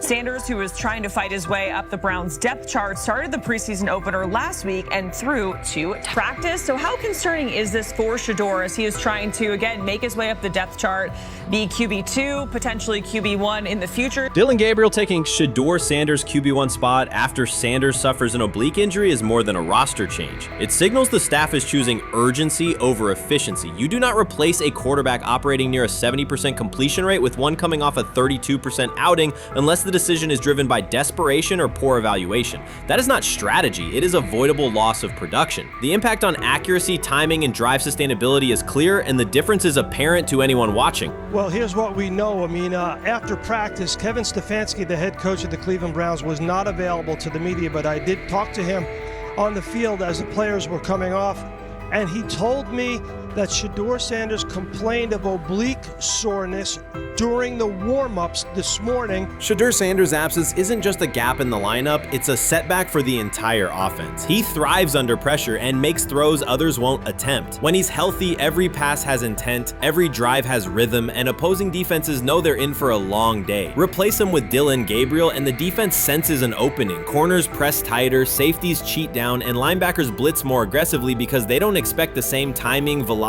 or accuracy. Yes.